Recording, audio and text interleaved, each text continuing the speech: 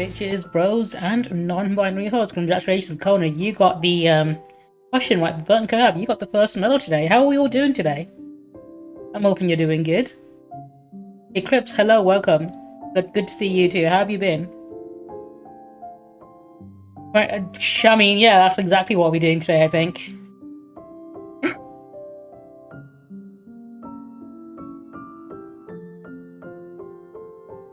Let me looking at the Nintendo Direct announcements that happened yesterday.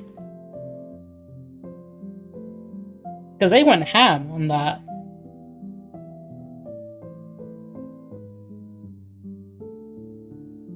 Good, that's the correct answer. I'm glad. Thing is, I don't think I'm gonna roast them because they had a pretty fucking good Direct.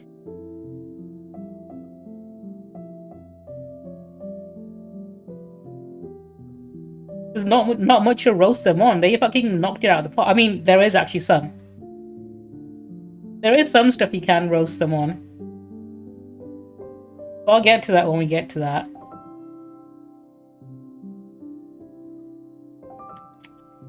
Also, thank you for that subscription.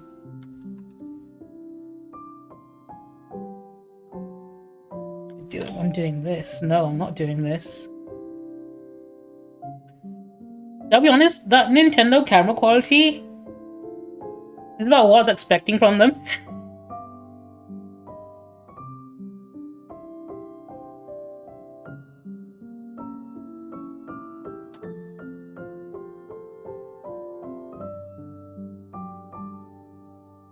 That's a very non-answer. Magic 8 Ball is engagement farming. I can't believe this.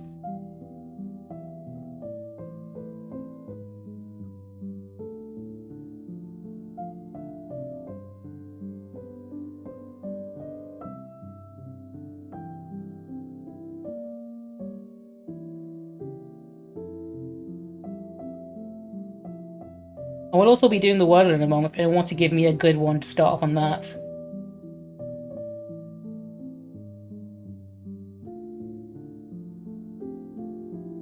Sweet. That is a good one, to be honest.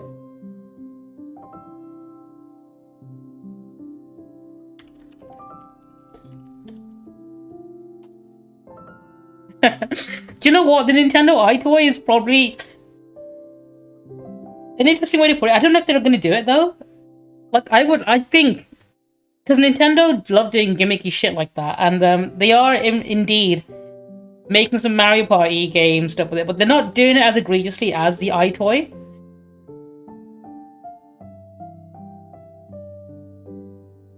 I think the iToy was rough around the edges because it was the first thing of its kind like that, but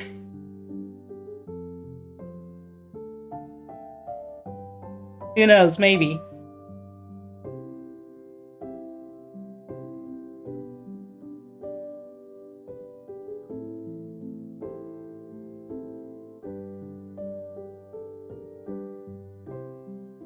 I like the thing is they also have like a Discord ripoff to the point where I initially thought they were gonna have Discord as a feature, but no, it's their own thing, like Nintendo Chat. And I think it would have been actually easier for them to just fucking have Discord integration included. But I guess they wanted the parental control features. They know kids are gonna use it.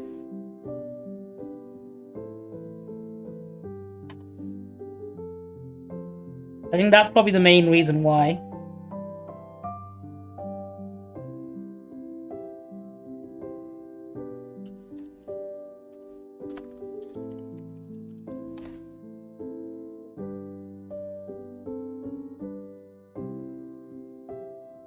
Let me queue up some videos.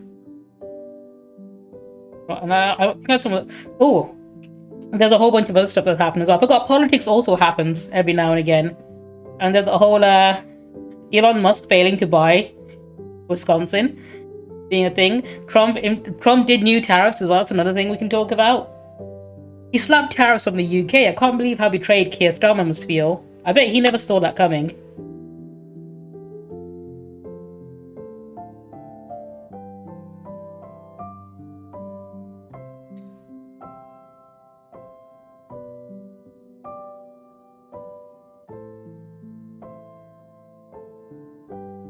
do my Duolingo as well once I'm getting ready.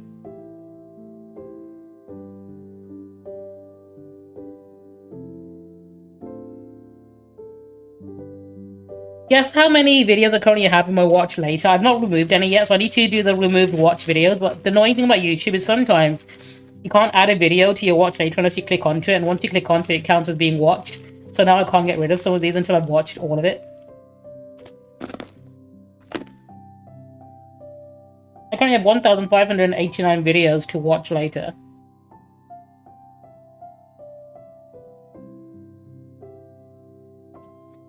That's one thing I don't like. I don't like the prices they put up. But because they're the industry leader, they can get away with it. And we know GTA 6 is going to do the same thing.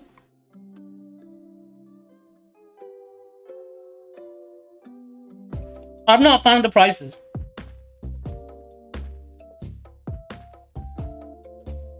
I get the justification why for it behind it, but I still don't think I like it. Just because something is justified doesn't mean I have to, you know, support it, right?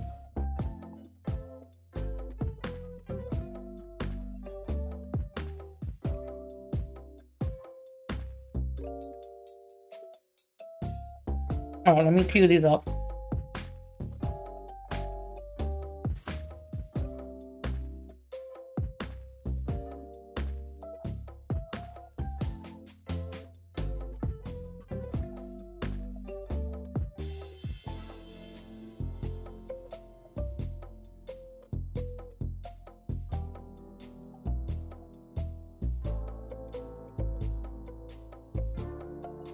I mean, I already have a massive backlog of games I need to play. And I'm still buying new stuff. Like, I still got Final Fantasy 16 to finish, and I've got Final Fantasy 7 Rebirth to finish as well. I've not even started Rebirth. And, I also have, like, so many of the games. I'm still playing Black with Wukong as well.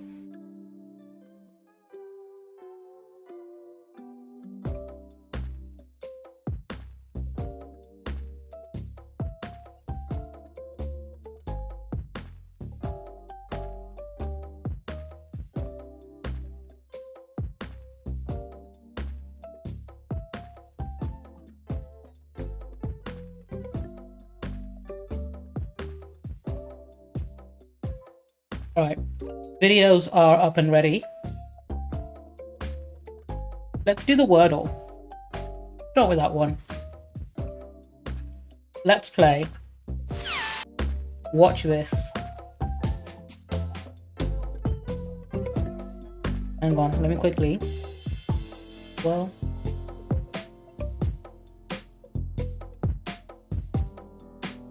I forgot to start my TikTok stream, hang on a second.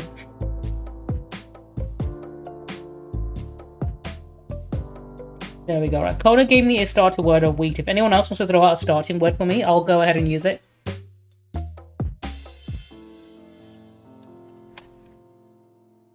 Oh shit. That's a good word.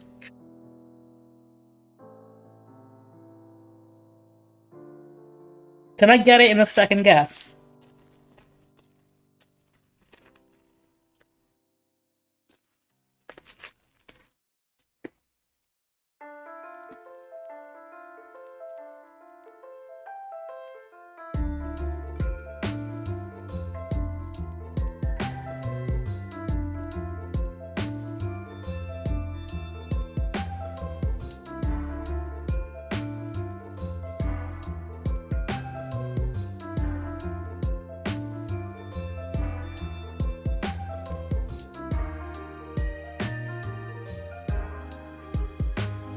Maybe, hang on.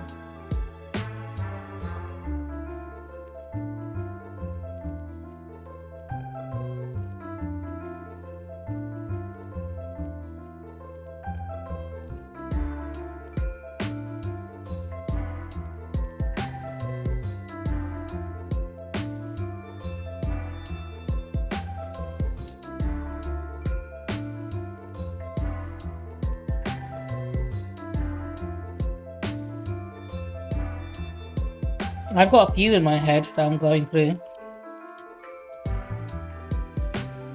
I'm not gonna be...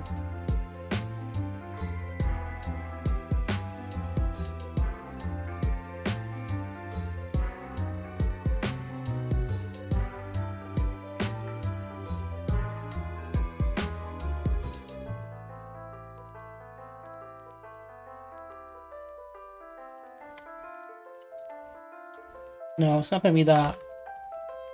Not a real word. Here. Got it! Fucking got it in 2. Hell yeah. I've still never ever gotten it in 1. But getting it in 2 is a flex. Fuck yeah, I'll take that. Let's see if I can keep this up on GeoGuessr.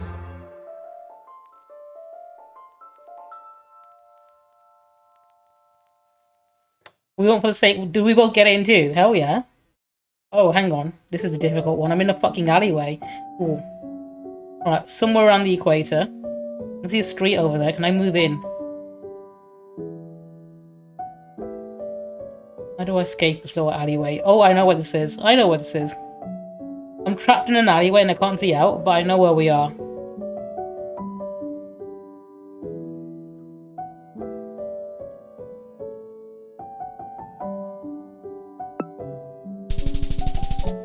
Got it within 4 kilometers. I'm getting better at recognizing those Asian languages.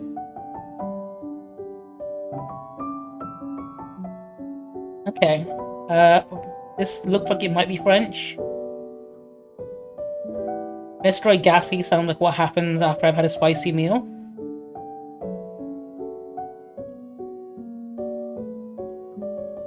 Very gassy. Oh, it could be German. Inbound. I think this might be somewhere in Germany.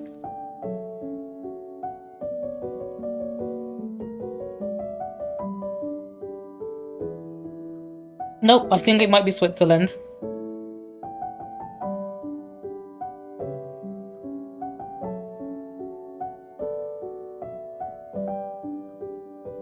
Or it could be Poland, actually. Somewhere in that region. I don't think it's Polish, though. Could be Sweden. Could be Stockholm.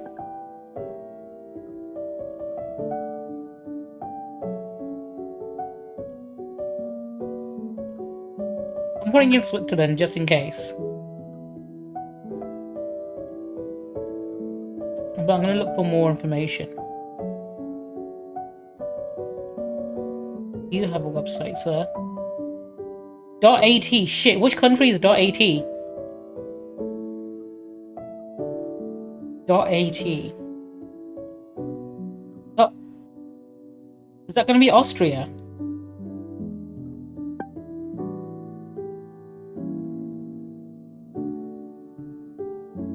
Seconds. Come on, give me some. .at again. Yeah, I think it might be Austria. Got it within less than a kilometer away. 963 meters. Okay, do you know what? I'm on a fucking roll right now. I think this might be the closest I've ever gotten it.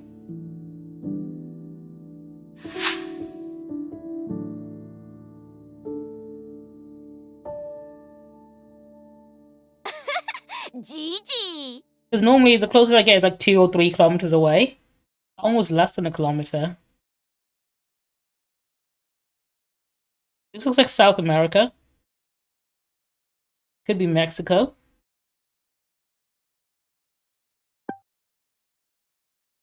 Doing what the casa.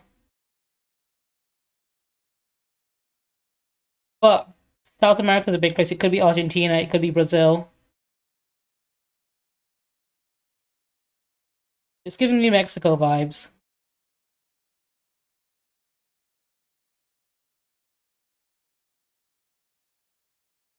Unfortunately, in real life, Mexico doesn't have the yellow filter or the orange filter they put on in TV shows and movies.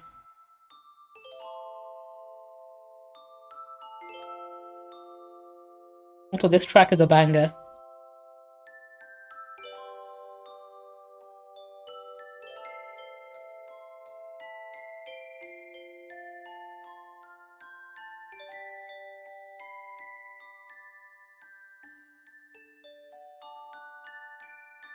"39 seconds. Metal Gear. .co, that doesn't help.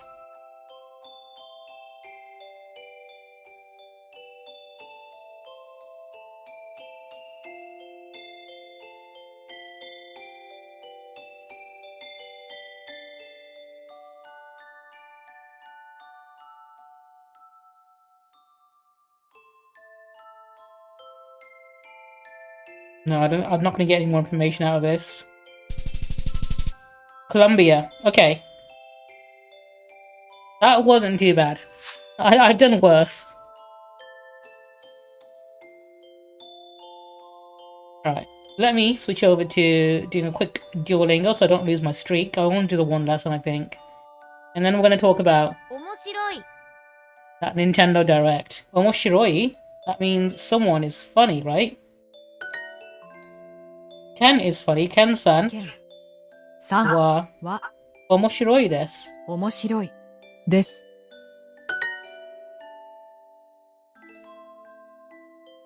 Yes.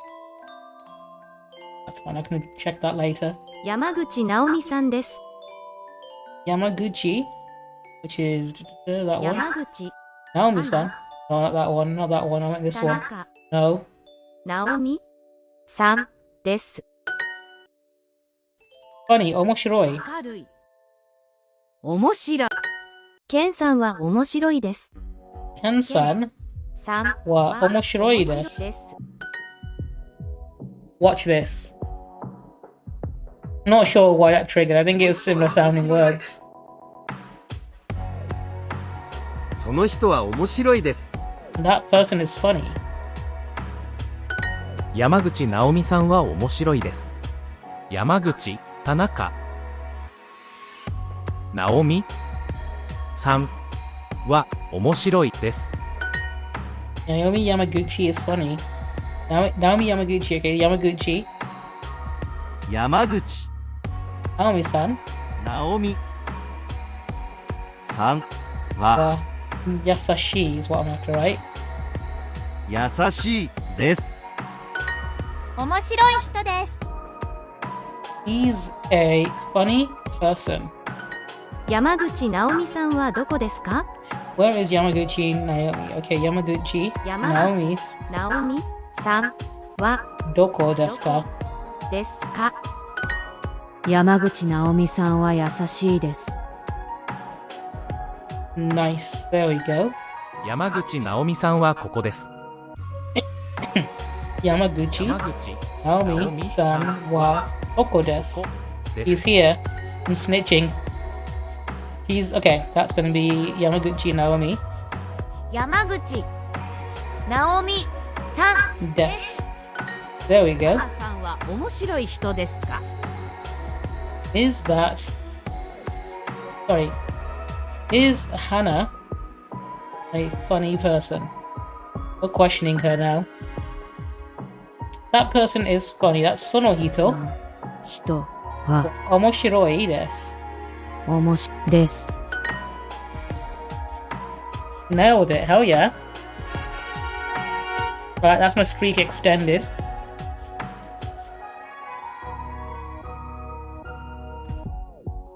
I'll do that some other time. I want to talk about this first of all. So let me go to this. Turn those lights off. Let me pause my music while I do this as well. And let's start by checking out the new Metroid game they announced. The Nintendo Switch 2 edition. I have a feeling every game they showed at like Summer Game Fest last year, it's going to end up being a Switch 2 game. That's going to have all the better settings on it. For intuitive gameplay on Switch 2. Plus, you can explore the immersive world in 4K at 60 frames per second, or enjoy smoother action in full HD at 120 frames. Fucking 4K 60 is something the PS5 can't do at the moment. This is absolutely insane. The fact that they got this running 4K 60. Per second. Choose from these two modes, both of which support HDR, based on your preference. These are the Joy-Con 2 controllers for Switch 2. And on the right Joy-Con 2, we've added a new C button. Let's take a look at some new experiences it offers.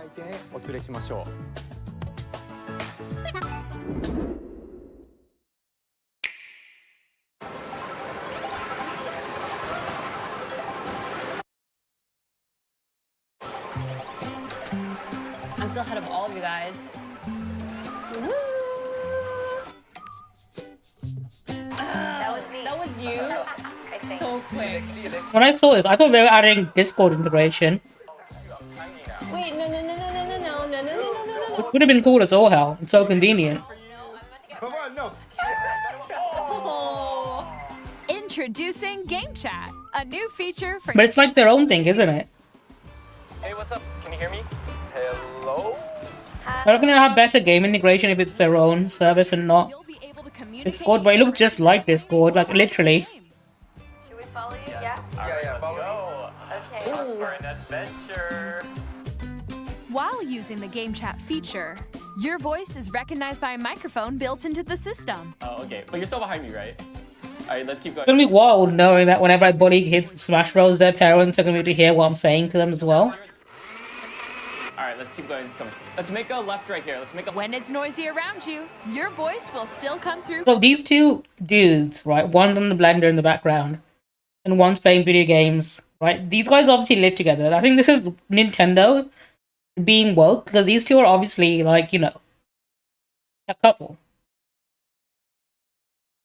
I think this is the best we can get when it comes to Nintendo showing LGBT representation. Is two dudes living together, whilst one is blending a smoothie and the other one is playing Mario Kart, which is what most gay people get up to, I think. From all the gay friends I know, that's kind of what they do. Clearly. They're either making smoothies or playing Mario Kart. Hit by a boat. Okay, nice. It does look beautiful. How you know which one's the top and which one's the bottom. This feature in handheld mode too, letting you easily chat with friends and family. If you open the chat menu and turn on game screen sharing, I think this is a cool feature. you can also share your game screen. Especially like if you're both in a single player game and doing like parallel play or something. You can do it? You guys, I just did it. Oh, I want to do it too. Or like playing Baldur's Gate 3. So you can see what the other person is doing when you're playing together. Co-op. Okay. You can chat to your heart's content, even while playing different games. Yeah, you can play, okay, all different games. Okay, that works. Hard, right? It's tough. Oh wow. I'm like in the sky right here. I'm like, I fell. I'm falling. Okay, we got it. We're safe. Kirby, look, you're on a star. That's so cute. So cute. I'm sure most people though are gonna want to get a headset, like a Bluetooth headset, The size of your so not everyone can hear the conversation. Guys. Nintendo are completely alien to the idea of privacy. They did the same thing on the Wii when Animal Crossing came out on the Wii and had online multiplayer. And they had the Wii Speak like feature thing where it's like just a speaker you put on top of the sensor bar. And obviously you can't have a private conversation, you have to speak and make sure everyone can hear it. I think their number one concern is kids getting bullied over voice chat. Oh, I think I know where you are. I mean, they're right to be worried, that's exactly what I'll do. Ooh, okay. But making it so that it's on a speaker and like the parents can hear it isn't gonna stop me. Oh, yo, that's sick. I like your If anything, I'll bully the parents too. right Joy-Con 2 controller, there's an additional button. With the C button, you can pull up a chat menu. Oh, dang. Oh, really? Nice. Wait, actually, guys, I got a call coming right now, so I'll be right back, yeah? Okay. Here, you can quickly and easily mute yourself and more. And there's this. I think the camera's an interesting feature. I think the resolution is a little low. They probably could have done better with it. Hey! Hey, what's up? Hello. Like it's doing the digital green screen thing, which obviously isn't perfect. Hi, how's everyone doing? Good? You can But yeah, remember, this is just like a stage demo and they're doing it in the best possible conditions to do so. Wait, Nick, how was your test yesterday? It was good. So I'm guessing in practice, we won't get this kind of quality. Just the camera feed. I'm way behind, guys. There you go. I bet you like Can you wait for me? Please. And obviously you're gonna do some gimmicky iToy stuff like this with it. I mean, the iToy was fun for about a week or two when it first came out. Left, Let's go a little more this way. Using Game Chat. Even when you're apart, you can play games and hang out as if you were together in the same room. Play together. Like, or Nintendo was so behind when it comes to this sort of thing, like online connectivity. Like they've only just started doing it. chat while playing your personal favorites. Decide your own rules for a retro game competition. Or To be fair, the fact that Nintendo took so long to get here is what allowed Discord to thrive in the first place, though. together, anytime, anywhere. I think camera quality is questionable at best. I mean, I think they're trying to do some cool stuff with it, but I don't know if I could justify the price for it. At 7.9 inches, Switch 2 has a bigger built-in... Like, that digital green screen looked rough, even though... I mean, I think it's cool that it's the same, like, thickness as a Switch. That's definitely an improvement, because I got a Steam Deck, and the Steam Deck is a chunky boy in comparison. But I imagine this means that the Switch 2 is going to have a lower battery life, right? If you make the screen bigger, but don't make it thicker, then you're using the same battery as before. The screen supports up to 120 frames per second, allowing for smoother gameplay in supported titles. Like, they haven't said what kind of battery life it has, have they?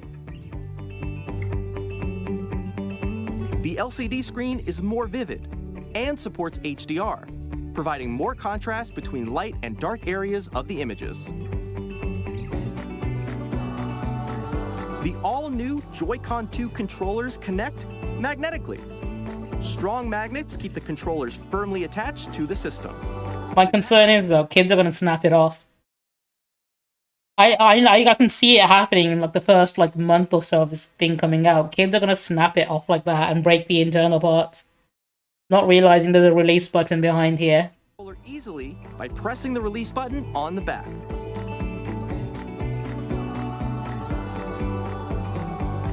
The SL and SR buttons are bigger for greater comfort and control when playing with a Joy-Con. I still don't like using the Joy-Con sideways like that. It's so fucking awkward. Especially when one of them, the fucking analog stick's in the right middle of it, so like it's really awkward to use. Each Joy-Con 2 controller. And while this is a cool feature, it's a very awkward looking mouse to use. I think people would rather get like a specific mouse for the Switch 2 to use.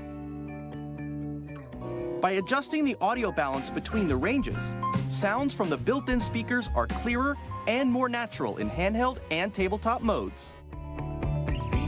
Oh, you know they will. Absolutely. It has a built-in microphone, so you can voice chat with friends anytime via game chat. It also uses noise-canceling technology to filter sounds. I imagine it'd be the same kind that Discord uses, which means it'll work half the time. I imagine they're using like noise gates. Sound system.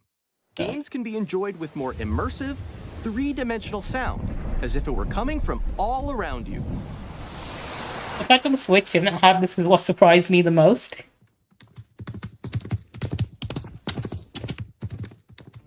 I'm pretty sure people were plugging in surround sound headphones into their Switch for years, not realizing that it wasn't surround sound audio, it was just stereo. You can move it freely, like this. Okay, this is an issue I sort of have. So there's two USB-C ports, right? But the Nintendo camera uses one of them, and the other one is going to be used by the dock when it's being docked, right? So if you're someone like me who plays Super Smash Bros., one of the things that we use is GameCube controllers, and we need a GameCube controller adapter. But if one port's obviously being used by the dock, and the other one's going to be used by the Nintendo camera if you happen to have it, that means you've got no extra ports left. I am streaming late today. I lost track of time earlier, that's why. I was playing some games of Marvel Rivals and just completely lost track.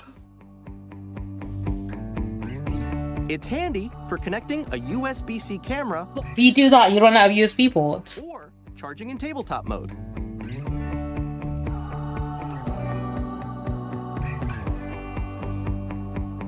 Nintendo Switch 2 comes with 256 gigabytes of internal storage.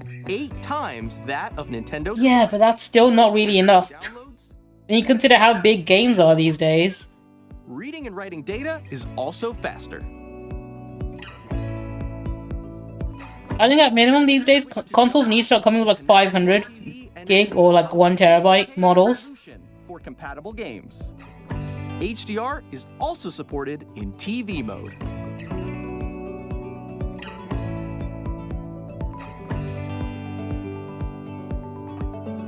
The Nintendo Switch. It's looking mostly good so far. Fan that keeps your system cool. This helps keep performance stable. The fact that, okay, do you know what? This is one of my biggest issues with the original Switch. The fact that the original Switch had a dock that did next to nothing. So when you put the Switch into the dock, it didn't really do anything else apart from give you maybe 2 extra USB ports. The fact that they've got a fan included here as well, I think was a missed opportunity, because the last one, it was just a lump of plastic that you plug into, right? I think the actual components inside were like literally just a couple of wires extending like the USB functionality. I imagine third-party companies are going to jump on it by making like a super dock. Or I'm pretty sure they probably are actually. Let me look up. Oh, hang on.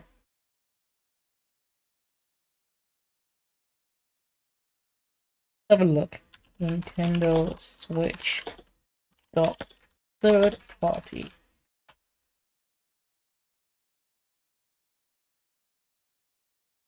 Yeah, they've done like their own sort of minimalist dock, which are more like, you know, space friendly. Like they don't take up as much space, or like actually look better. A lot more minimal. Because realistically, the Switch dock does boil down to just this.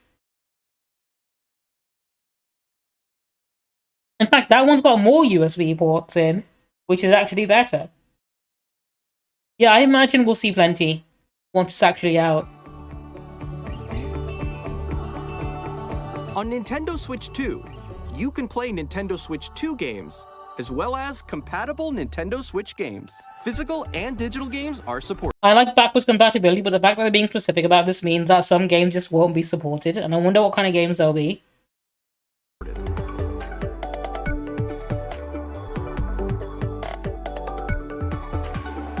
Which makes me think certain features must be removed from the Switch 2 that the Switch had, so maybe like the 3D Rumble might be gone, which means games like 1-2 Switch might not be compatible. That's what I'm thinking. I've not put on the Mario Kart World one. Hang on. Mario Kart World release trailer. Where is that?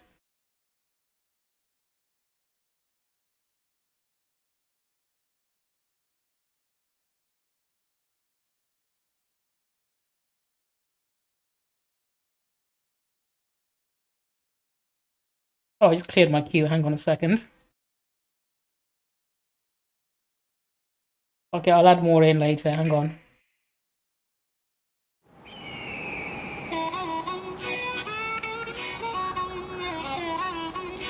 You know what my favorite thing about the whole release for Mario Kart World is? It's the fact that they took inspiration from my favorite racing game of all time. Because I fucking love Burnout Paradise, which was an open world racing game, and that's essentially what this is a ripoff of.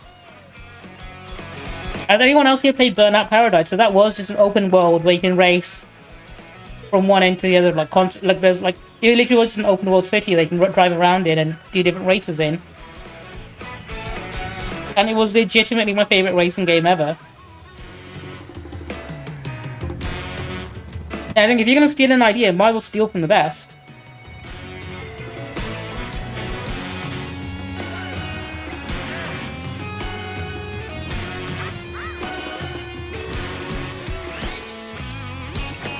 I'd love to stream Burnout Paradise, but I know that soundtrack is gonna get me DMCA because it's got things like Guns N' Roses on there.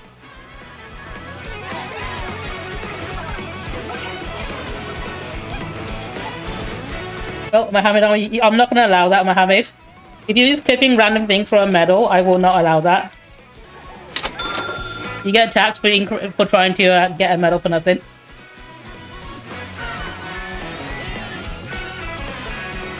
Burnout 3 was fantastic. Burnout Paradise is my personal favorite because it's the last one they made. I don't allow people misusing it like that.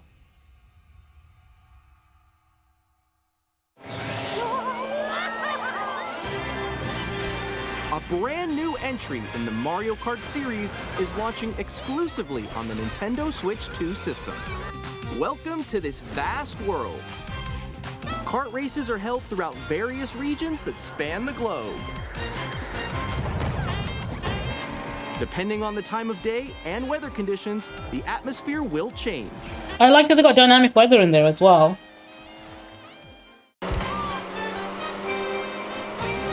Definitely the best looking Mario Kart game, but one of my friends pointed out as well, a lot of the characters they're adding are completely random and make no sense. I think they did it just to pad out the roster. In the Classic Grand Prix, race through 4 courses in a bid for first place. I do like they're doing entirely original maps. You'll also drive to the next. They're not bringing back any of the old ones. I think Mario Kart 8 did it the best when they brought back a whole bunch of like retro nostalgic tracks from the previous games. history, the And the fact that they're doing this completely new and original one for this is something I'm glad they did, because it would have been too easy to just reuse maps again. Introducing Knockout Tour. Race non-stop from one corner of the world to another.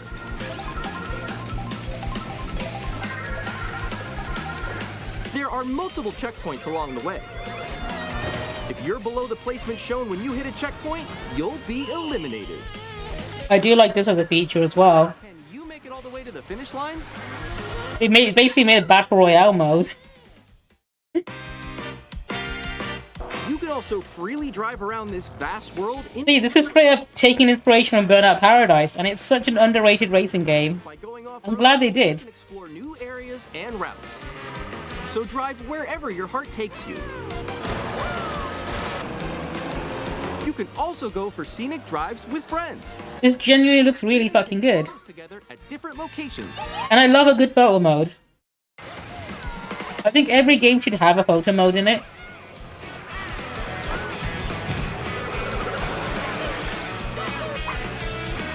A brand new race across the entire world starts. You reckon Ryan the Gamer would be allowed? I mean, would he going to afford this? Would his parents buy it for him? The game launches on the same day as Nintendo. I think it's a good move that they made it launch on the day. This title will be shared in an upcoming. This is going to be a system seller type game. Like, people are going to buy the console just for this game. More information in the future. I bet he wouldn't buy it himself, but he'd go to a friend's house to play it. First new home console Mario Kart in 10 years. Logan and I got to play a ton of it today on Switch 2 hardware, and we loved it, and we can't wait to tell you all about it, so let's go.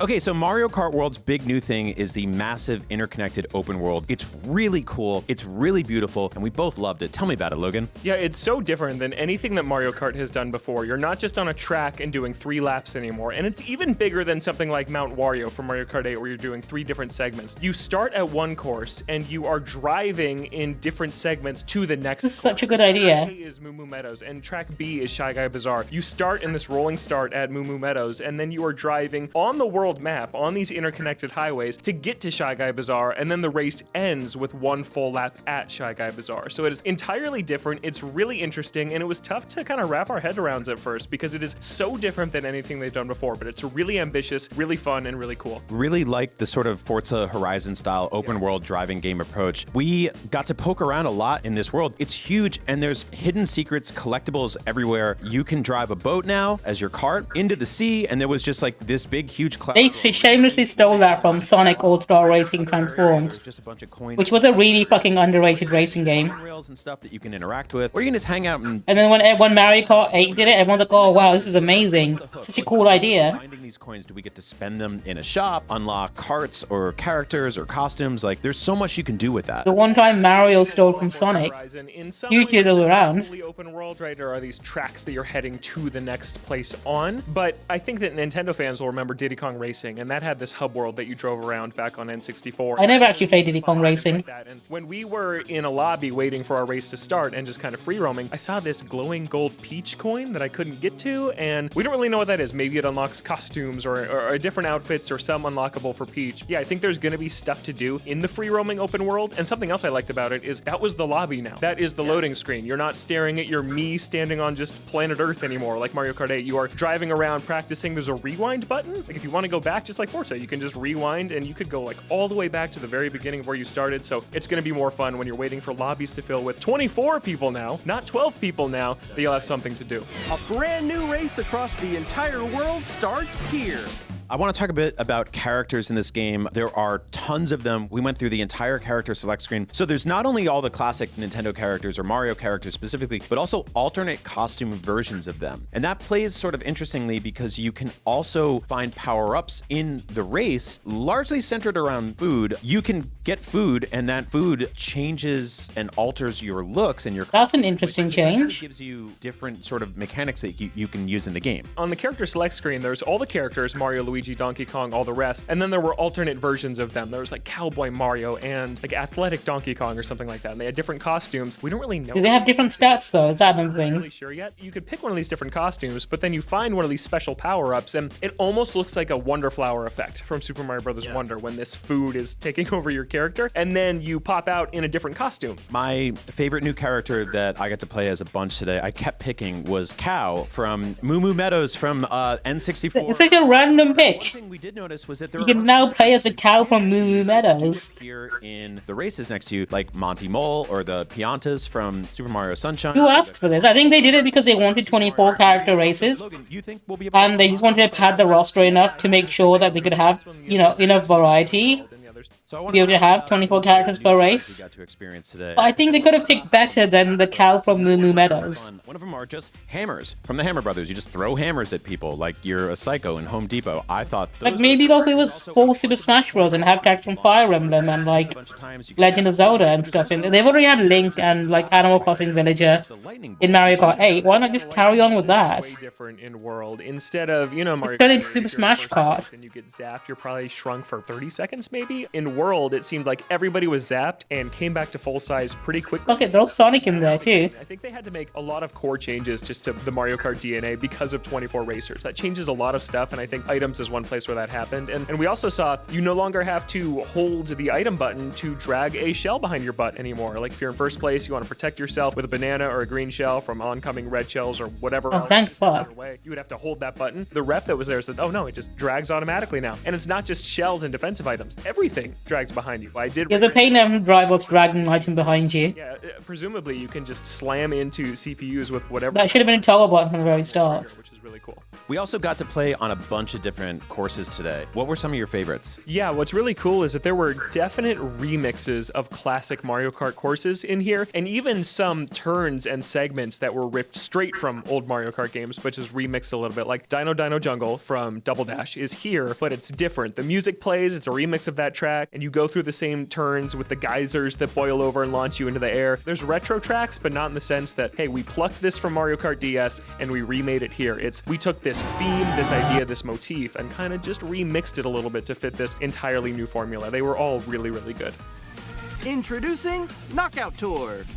Knockout Tour is the brand new non-stop 6-race, 24-player Fortnite-style battle royal Mario. Yeah, I mean every game needs a battle royale mode now, doesn't it? It's place in the open world, so you can hang out in the open world, launch into this, and while you're waiting for the game to populate, you just hang out, drive around, collect stuff, do your open world stuff. Little by little, eventually, characters will start to pop in, and they'll all choose a Grand Prix that they want to race on, or a set of courses. Those votes are then tallied, and then you jump into that race, and then immediately from there, you're going as fast as possible, and you have to make it through checkpoints at a certain point in the race. Like if you're in, you know, you have to be in the top 20 or you get eliminated. And things happen so fast. They're so chaotic and so crazy. I love this mode so much. Yeah, it is super fun. And this is a bigger commitment than your standard 2 to 3 minute Mario Kart race. This is 10-ish minutes probably for the whole thing. It's 6 segments, and you're driving from one track to the second, to the third, to the fourth, to the fifth, to the sixth. You're not... Genuinely, it sounds like a fun mode, like a creative use of like the creative take on the battle royale mode. Anything twice in this race because it is a linear path. There's so many games just throw in a battle royale mode without really much thought, and it's super and it doesn't always work. F-Zero, where every moment is intense. It's not just about winning the race at the end and maybe you get a lucky... But we've got to the point where even games like Tetris had a battle royale mode. I need to be in 12th place. Can I get there? You're trying to pass people, and there's 12 people behind you trying to pass you. And you, Brian, had a really unlucky one the first time we tried this. You went to like 3rd to 22nd, which is something you can say now in Mario Kart World. It's crazy. Adding 24 characters to the track just makes it so chaotic. It happened so fast I was just jaw-dropped, stunned, and all I could do was laugh. This is going to lead to some of the funniest moments in Mario Kart history, and I cannot wait for it.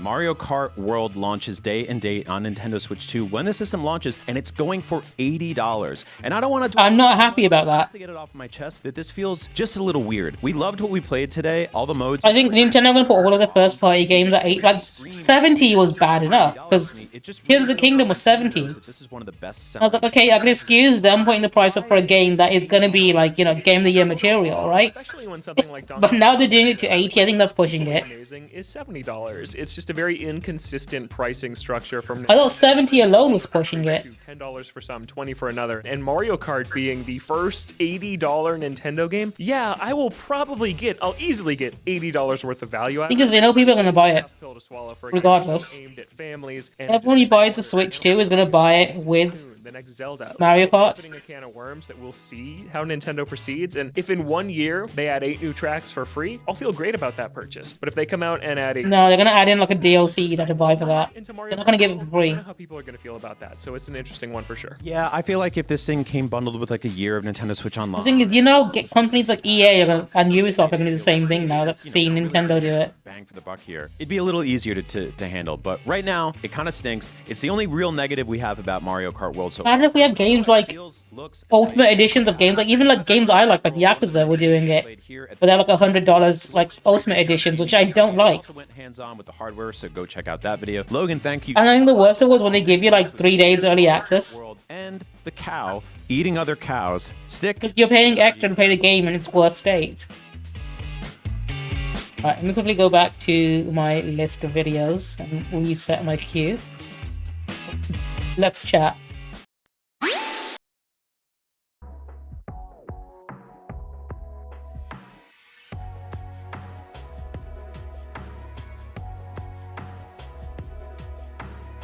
The other videos I had queued up. Oh, hang on. Oh, I see why it changed. I switched account, that's why.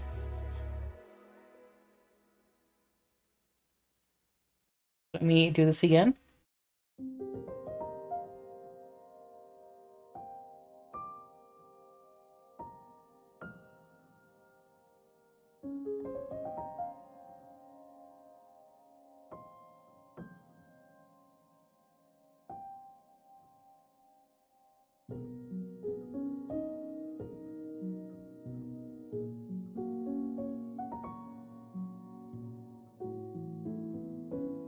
Let me also reorder some of these videos. I just realized I'm putting them in the wrong order, but that's fine. I can sort that out.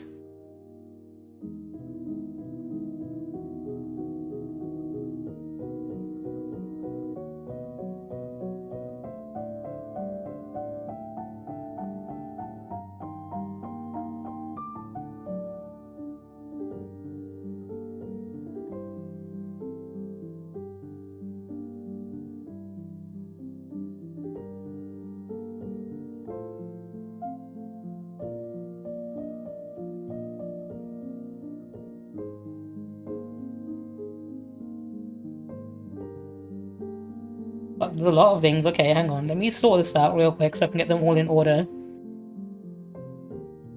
17 videos, holy cow, okay.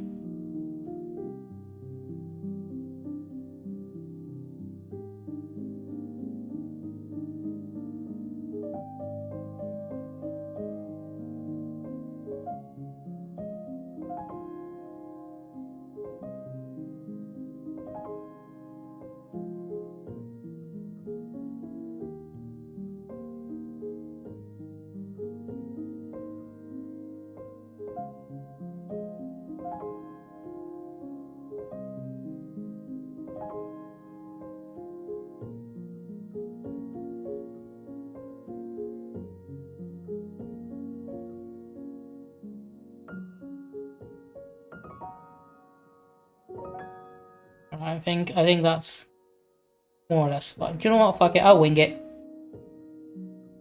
Let's play. Let me once again pause. As much as I love this track, let me pause this music.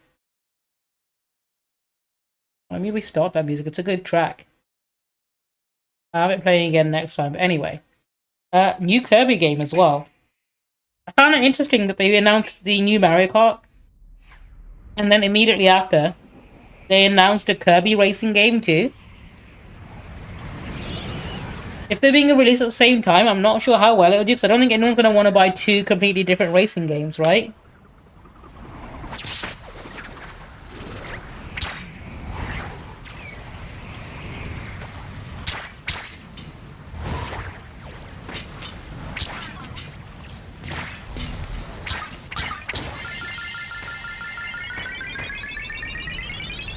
Like, I think people would have preferred an actual Kirby game. It's been a while since we had one, right? I think there was that remake of Epic Yarn on the Switch, and that's the last one I can remember.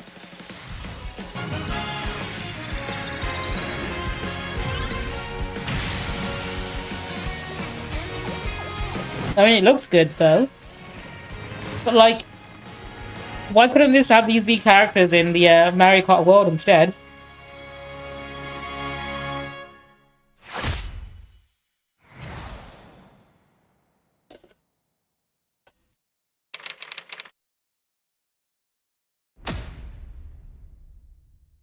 I'm guessing this is what Sakurai was working on instead of playing Smash Bros.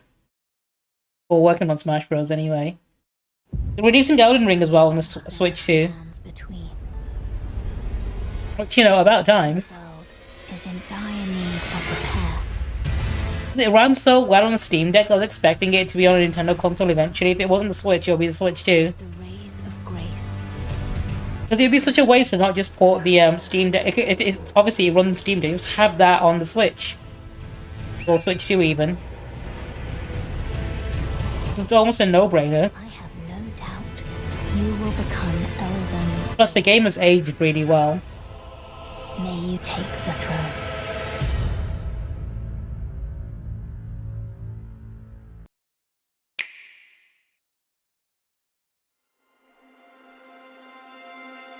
This is the one that blew everyone away.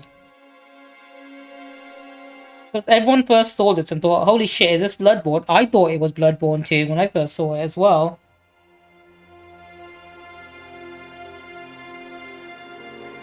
I mean, originally, when I saw this, I thought, oh, it's got vampire vibes. It's that new game by the devs of C, like, you know, the devs who left CD Projekt Red to make their own studio that worked on The Witcher previously. Because they're doing their own, like, vampire RPG game, aren't they? Turn, O wheel, and transport him to a night of moonlight, to humanity's very dusk.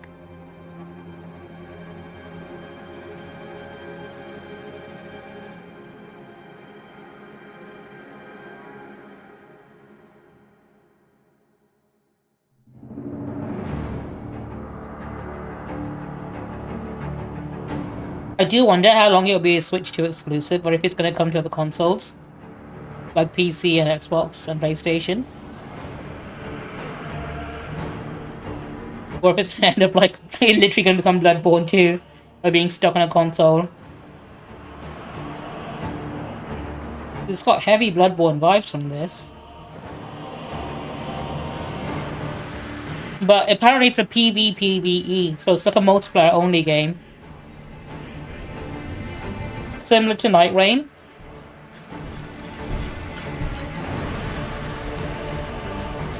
I think it's supposed to be the Night Rain equivalent of Bloodborne. What does tax do? It takes away 5 of your medals.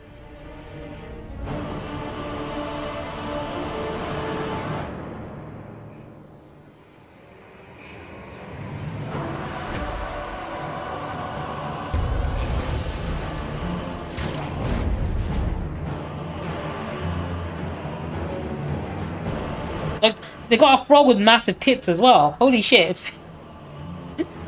I never thought I'd ever seen Nintendo do something like that. Only moderators can use it. You can't use it. Contemplate now the moon, as befits the... It's not for regular. It's only for moderators to use. I pray that you are able, carrier of blood.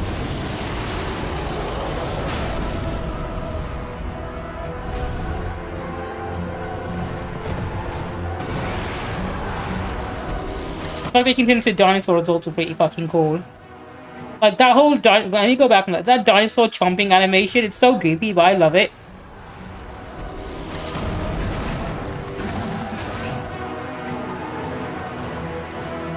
I only mod people I know IRL. I can trust. The moon tears will flow for one. Holy shit, Daredevil's in this.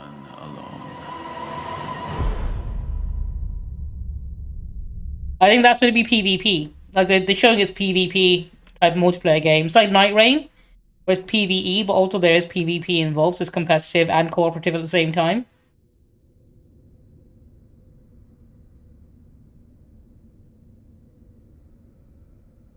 "2026, that's fucking ages away.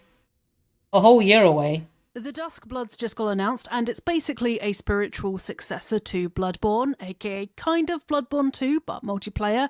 So welcome to me delving into every single frame of the trailer. So we immediately start with this guy in a chair. He is still breathing though, we immediately start off in a very gothic setting with this guy in a chair. He's breathing, he's not dead, but there is someone who's collapsed next to him.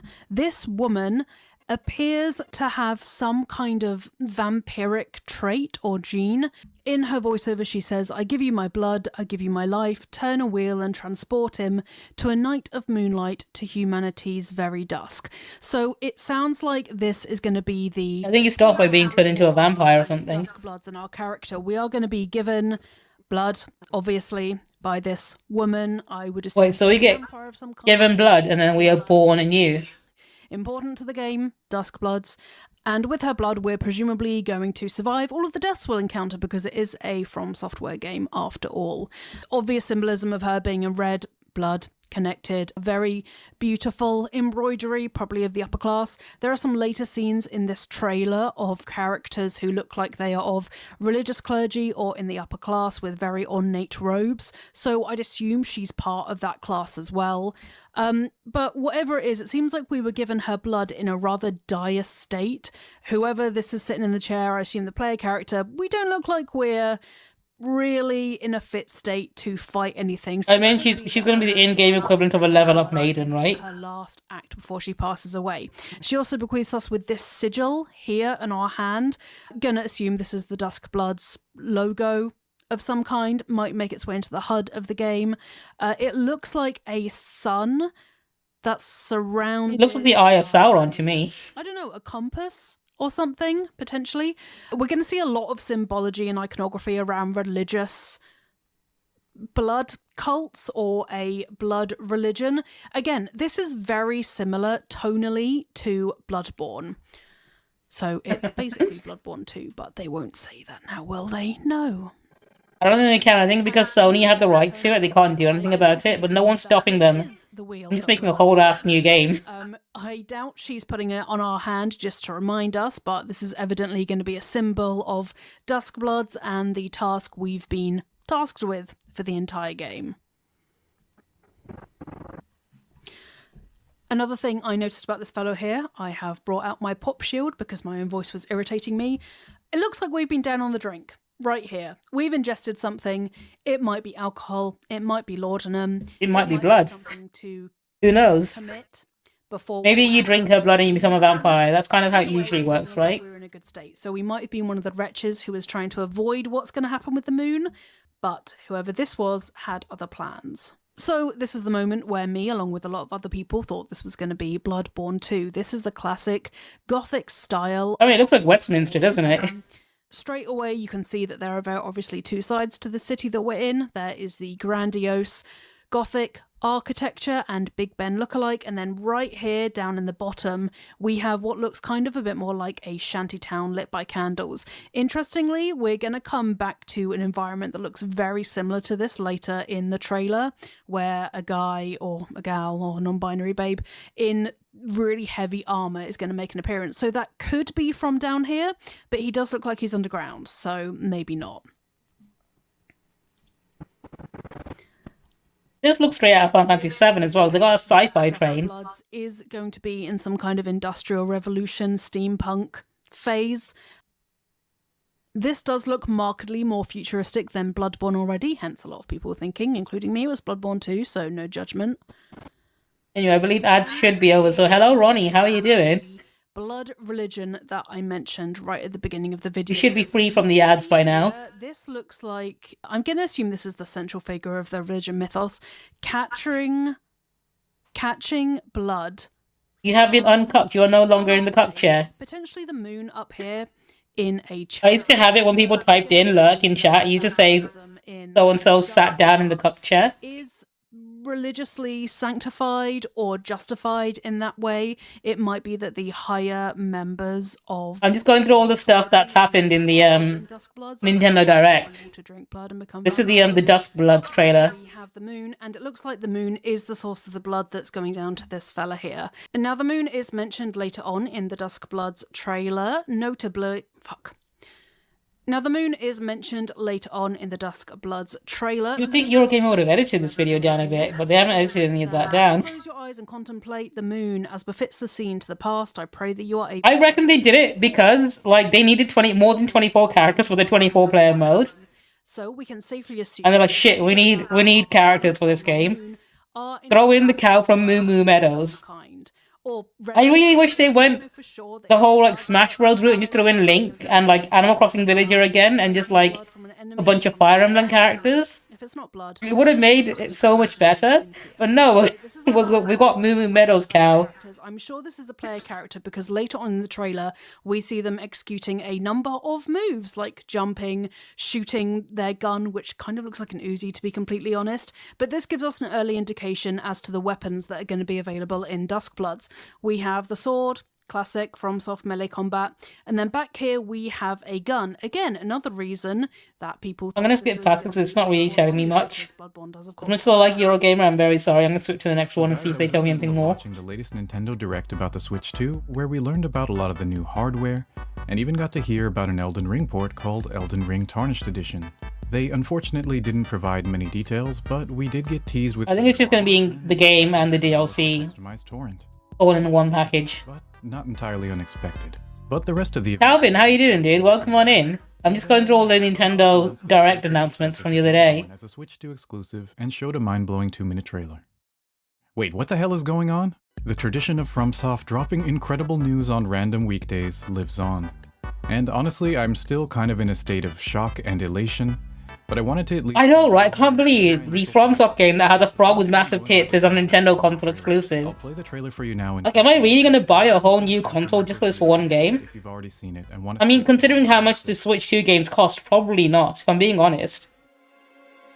I'm just gonna hope it comes out on like other consoles on PC later. I want to play it on PC, and I'm not gonna... Same thing for Death Stranding 2. I'm not gonna get Death Stranding... I'm not gonna buy... I mean, I do have a PS5. But I'm not going to buy Death Stranding 2 on PS5, so no, I'd rather play it on PC. I give you. Or also, if I buy it on PS5, I can only play it at my mum's house. Because it's there. And I don't want to play... I don't want to buy a game and only play it on the weekends. I give you my life. I mean, if anyone wants to blame, it's Sony for not giving From Software the chance to make Bloodborne 2. So like, alright, cool, we're going to go do it at Nintendo instead. And transport him to a night of moonlight. To humanity's very dusk. Apparently though, it's going to be only a multiplayer game. It's not going to have a single player mode in it. It's going to be a multiplayer PvP game. So I'm not sure how upset I am about missing out on this. I mean, we've got Night Rain as well coming out soon. I think it's May. We're getting Elden Ring Night Rain. Night Rain is quite fun. I played the beta for Night Rain. It was genuinely quite good.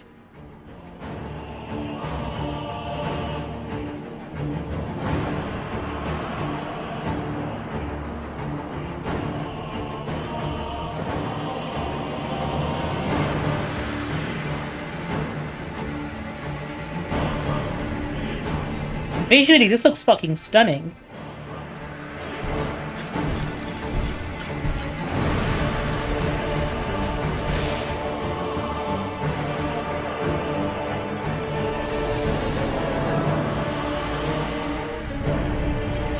Like All-Star, FromSoft never misses.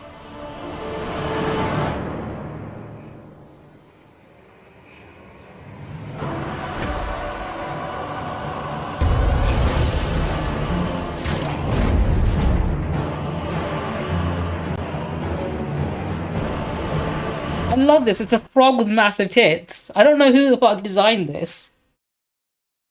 But I love the idea that someone at Nintendo saw this and thought, hell yeah. This is going to be our console exclusive. I'm sure I'm going to fucking hate fighting against this thing whenever I do play it, if I do play it. But I want to know the internal discussion that went on when they designed this thing. I'm gonna make a giant frog. It's gonna look like it's gonna have a nightmarish grin, blood red eyes, and a pair of massive tits. Despite the fact that frogs don't have tits, they're not mammals, they don't produce milk. I don't care, this frog needs massive tits. I want to know the lore justification for those massive fucking things. Those chesticles. Close your eyes and contemplate now the moon, as befits the soon to depart. I pray that you are able, carrier of blood.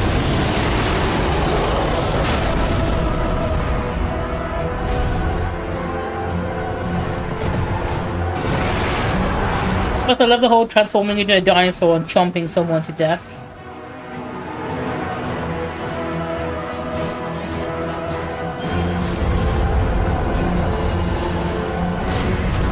The moon tears will flow for one. And the fact that Daredevil is in this. 10 out of 10 crossover from Marvel and Disney Plus with Daredevil Born Again being in Dustbloods. I fucking love Daredevil. He's one of my favorite MCU characters. Plus, Daredevil Born Again, fucking amazing series.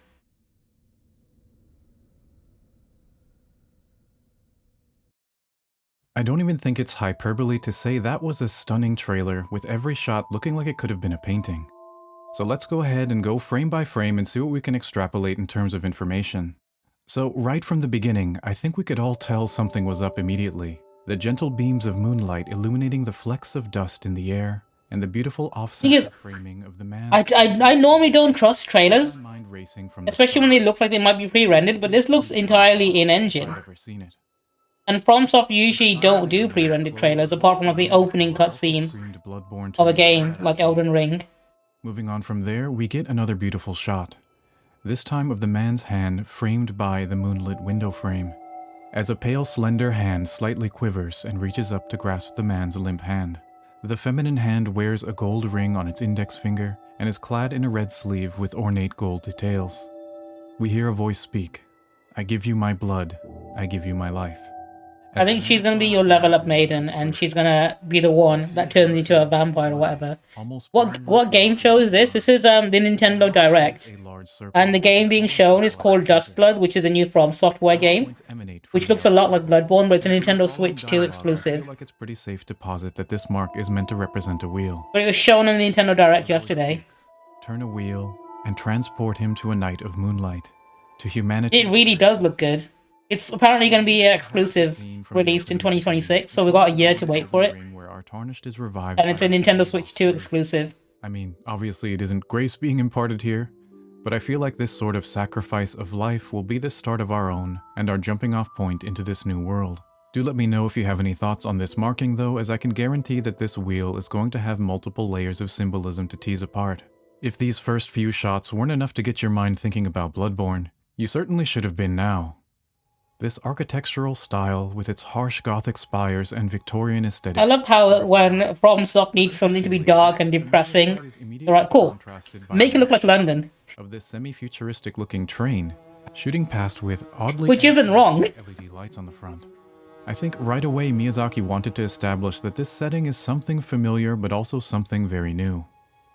Next, we're shown a shot of a large stained glass window in a church. On the window we see a focal figure clothed in red surrounded by 4 onlookers. They all gaze upward, perhaps towards the large red circle in the window above, which seems to depict a red moon. Taken together with the first shot of the pale hand in the red sleeve, it generally looks really fucking good. Red clothes and I love the art style. Generally is going to have some sort of special significance for the story. From there we get this very cool shot of a man with white hair. I just hope it comes out of the consoles. Golden container?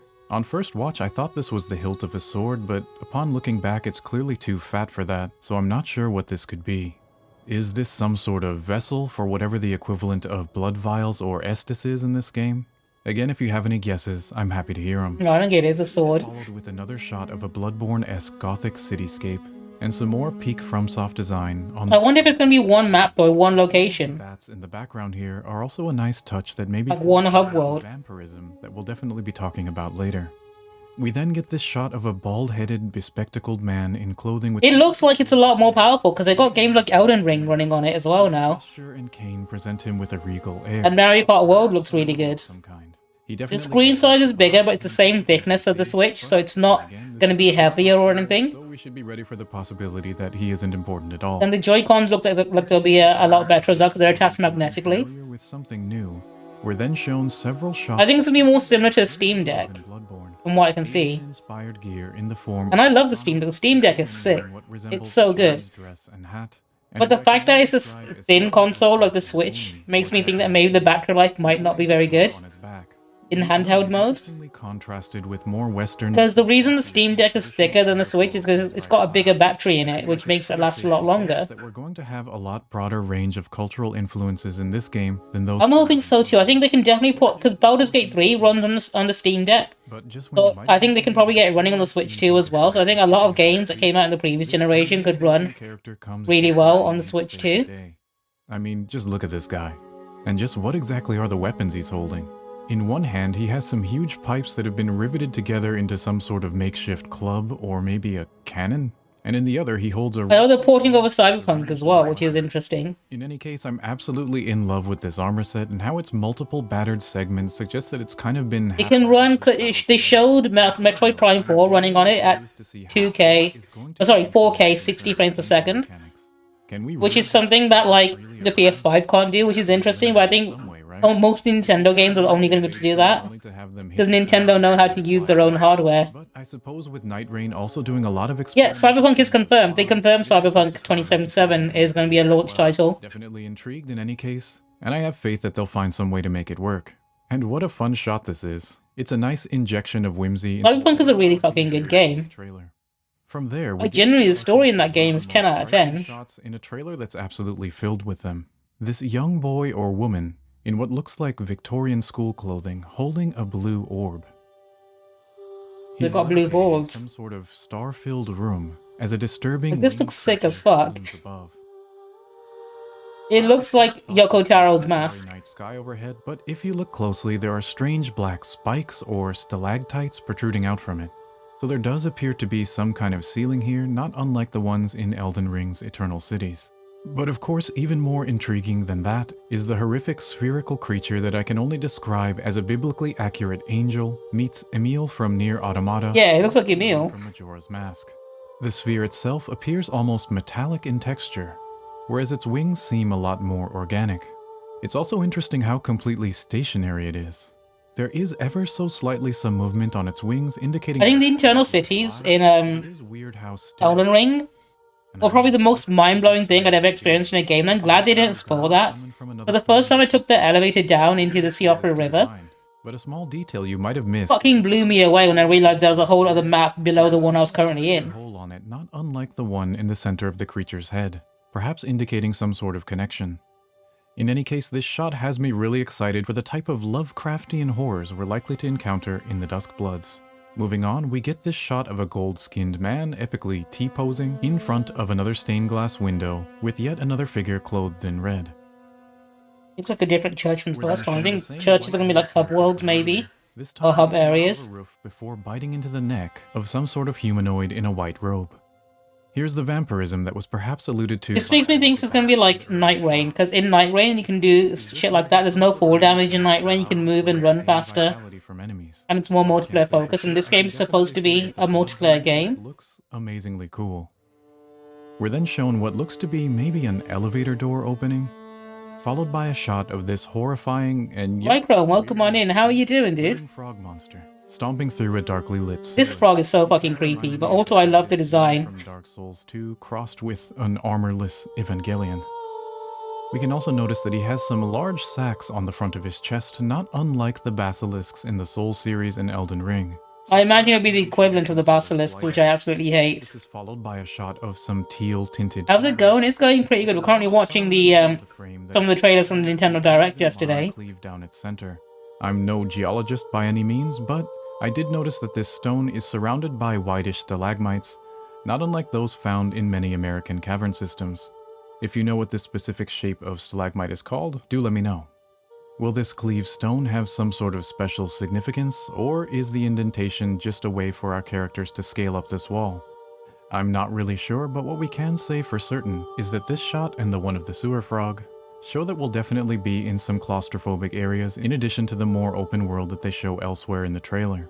And as the next shot indicates, we won't be traveling this world alone, as there's clearly some sort of summoning system at play here.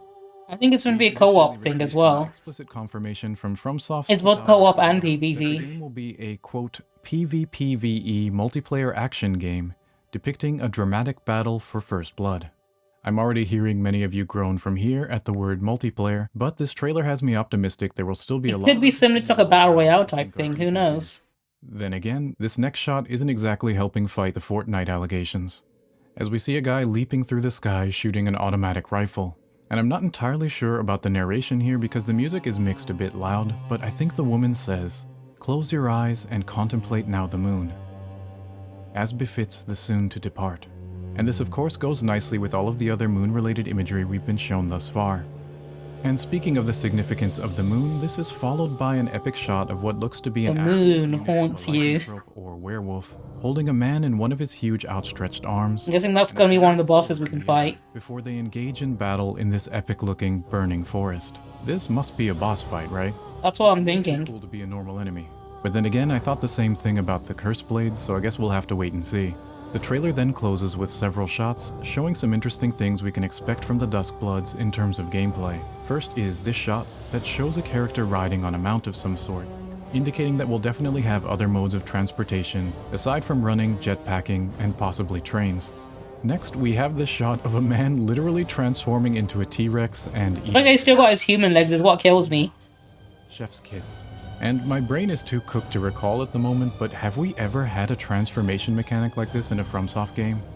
I haven't seen dragon ones, but like they don't transform you like that.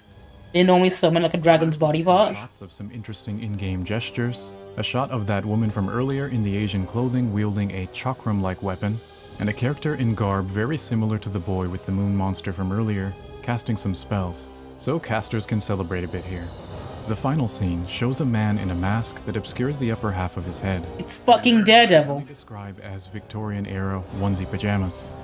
He's holding an axe in one hand and hitting a dramatic pose with the other. I think this is meant to tease the PvP, because this is what like players do when they do duels in Elden Ring. Again, I hesitate. They do like a pose first with an emote or whatever. Before we play the actual game, but he definitely seems to be important. And we can add his dialogue to the pile of other things in the trailer that reference the moon. So now that we've gone through the trailer piece by piece, I'd like to give some thoughts. First of all, my god, can FromSoft cut an absolute banger of a trailer. They're one of the few companies that can make me feel like I can't live without playing a game that I didn't even know existed just moments before. Yep, I'm a fanboy. But just as a piece of art, I have to give the trailer a 10 out of 10. Now, Visually, it was stunning, and the fact that they did it all with in-game graphics as well, and not like a pre-rendered trailer like a lot of game companies do, is something that I can definitely like respect. For now. This is a There's so many game studios out there that put out a trailer but they don't want to show off the gameplay or how the game actually runs. Has the guy really missed before? I'm all for giving someone the benefit of the doubt until they've given me reason not to. And the trailer provides us with every reason to think that there's going to be a lot of interesting lore and world building going on here. In terms of pure atmosphere and enemy design, Bloodborne is near the top of my list in the FromSoft catalog. I mean, can you really get more peak than Victorian Lovecraftian horror? And this game seems very much to be a spiritual successor to Bloodborne in the same way that Dark Souls was to Demon Souls. Bloodborne seems... I think this is to Bloodborne what Night Rain is to Elden Ring. And so I'm excited to see me... where it's like a multiplayer spin-off. ...while also being allotted the freedom to try stuff that's completely new. Would I be more excited if it were confirmed to have a fully single-player campaign at its core? Let me skip to the next one. Absolutely. Would I... Upgrade your adventures in Hyrule on the Nintendo Switch 2 system. The Legend of Zelda... I'm not gonna lie, I've already got Tears of the Kingdom on Steam Deck, which already runs at a higher screen resolution and stuff. Switch 2 editions. But I'm glad they're actually releasing an upgraded version. Now with enhanced resolution... I think if you own the original, they'll let you like pay a small fee, like a $10, $20 fee, to upgrade to the Switch 2 edition. And they have smoother, higher definition graphics. Not gonna lie, I think Tears of the Kingdom is the best Zelda game since, like, Majora's Mask and Twilight Princess. Plus, the load times when warping are much faster, helping you explore Hyrule with ease. Yeah, that's gonna be a big difference. If you already own the Nintendo Switch games, your save data can be carried over. That's a good big plus. On top of that, you can now create 2 manual save data files, so feel free to start a new game without worrying about losing your old data. And introducing Zelda Notes, a new feature that can help you get even more out of your adventures in Hyrule. It's a game-specific service found in the Nintendo Switch app. I know Nintendo have like a whole bunch of things in their app, but I never used it. I never think to use it. More streamlined gameplay experience. Let's go over some of the new features you'll find in Zelda Notes.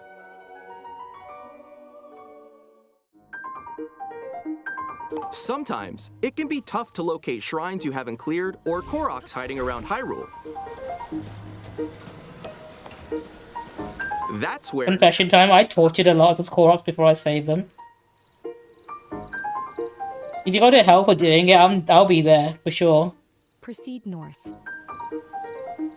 It'll provide a helpful voice... Like, if God counts as a sin, I'm going straight to hell for torturing Koroks. Here and close. I've crucified a good number of them. Destination is above.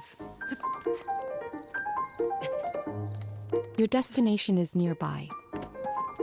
You have reached your destination. Guidance deactivating. Give it a try as you search for all sorts of things. I think that's going to put Extra Life out of business. When you visit certain places... If other games started doing that too, like Extra Life are going straight down the gutter then. No longer needed. I found a silent princess in a corner of this desolate room. How many years? These are stories that weren't in the original games. Voice memories can be located using navigation. Your destination is nearby. The dueling peaks. I shudder to think of what would have happened if Link hadn't led everyone here. Plus, in The Legend of Zelda Tears of the Kingdom, you won't just hear stories from Princess Zelda. This altar is considered the most holy place in the temple. They've added in codec conversations and audio logs. Characters as well. Is this the afterlife? In The Legend of Zelda Tears of the Kingdom, you can freely create your own vehicles and weapons. But have you ever wanted to share your creations?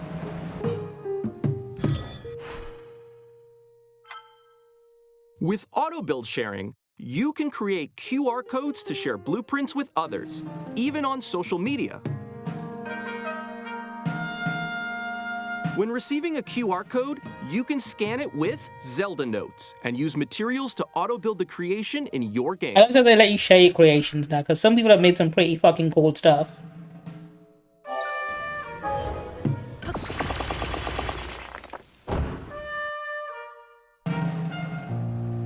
Another thing you can do with QR codes is gift in-game items to other players.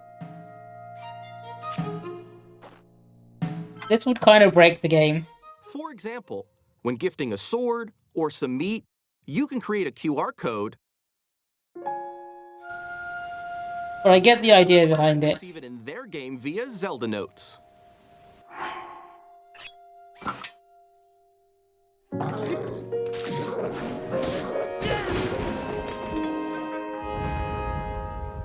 People are immediately going to want to start off with the best weapons by just QR scanning. With Photo Studio, you can edit photos taken in-game. By sending your pics to Zelda Notes, you can crop them and decorate them with stamps. Or add a QR code to share your creations.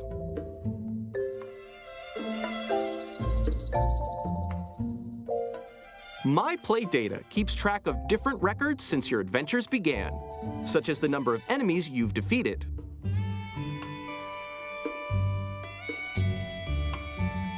You can even earn in-app medals based on your records. Aim for new medals and goals, like total distance traveled or rupees collected. be fair, that's one of the fun things about the Animal Crossing one. I've done shit like that all the time. You can see where your records rank within the global. I've made designs in Animal Crossing. They were pretty good. I made a Sonic t-shirt, You can also see your which is the really bad drawing of Sonic. once per day And a whole bunch of other stuff, actually. daily bonus. You'll be granted whichever in-game effect it lands on for the day, so give it a try. Good luck.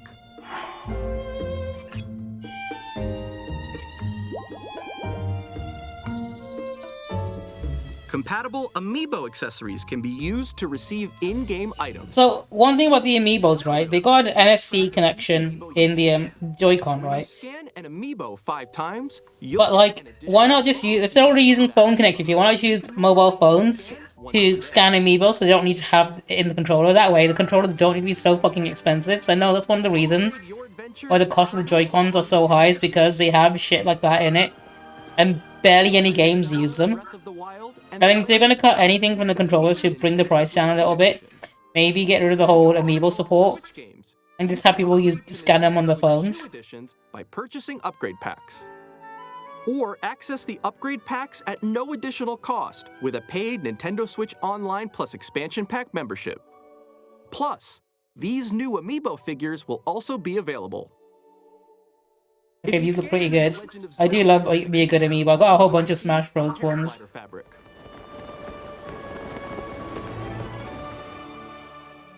This just makes me want to play Tears of the Kingdom again. Super Mario Party Jamboree is getting an upgrade on Nintendo Switch 2. They're adding in that Nintendo Switch 2 camera functionality, aren't they? Features, including mouse controls, audio recognition, more expressive rumble. They made that wheelchair basketball game, which genuinely looks really creative. But I have no idea how well it'll do. On Switch 2. Let's check out 3 new and updated modes. First up is Mario Party mode. With a single camera, up to 4 players can join the festivities. You'll be able to see each other's faces as you play, so you can experience all the reactions and emotions in real time. Or 4 friends can take the party online. Up next, it's Bowser Live, a mode where the livelier team wins. Bowser will bring you on stage 2, hit blocks to collect the most. I mean, this straight up is just iToy 2, right? Ride an RC car with your voice. Go! And a lot of it seems very gimmicky. Compete in other mini games using full body movement and sound. Finally, take a ride on the mouse-controlled Carnival Coaster. With the safety bar lowered and secured, you're off. Use mouse controls to shoot down enemies while you feel the bumps and rumbles of the coaster. When you I mean, Nintendo always do, so they always have one game that's basically just a tech demo for all of the new technology whenever something new comes out like this. And they tend to be either hit or miss. Sometimes they're like fun for like a week or two. And other times they really are just like really bare bones, barely a game. How quickly can you reach the station? From mini-games that use a camera, the built-in microphone, mouse controls, and rumble, the biggest party yet is getting even bigger. Super Mario Party Jamboree, Nintendo Switch 2 Edition, plus Jamboree TV launches on Nintendo Switch 2, July 24th. Nintendo Switch 2 players who already own Super Mario Party Jamboree can upgrade to Nintendo Switch 2 Edition plus Jamboree TV by purchasing an upgrade pack. I imagine they'll do that for most games, like getting a Switch 2, like Enhanced Edition or whatever. This world is in dire need of repair. You can see them, can't you? The rays of grace that guide you through your burden.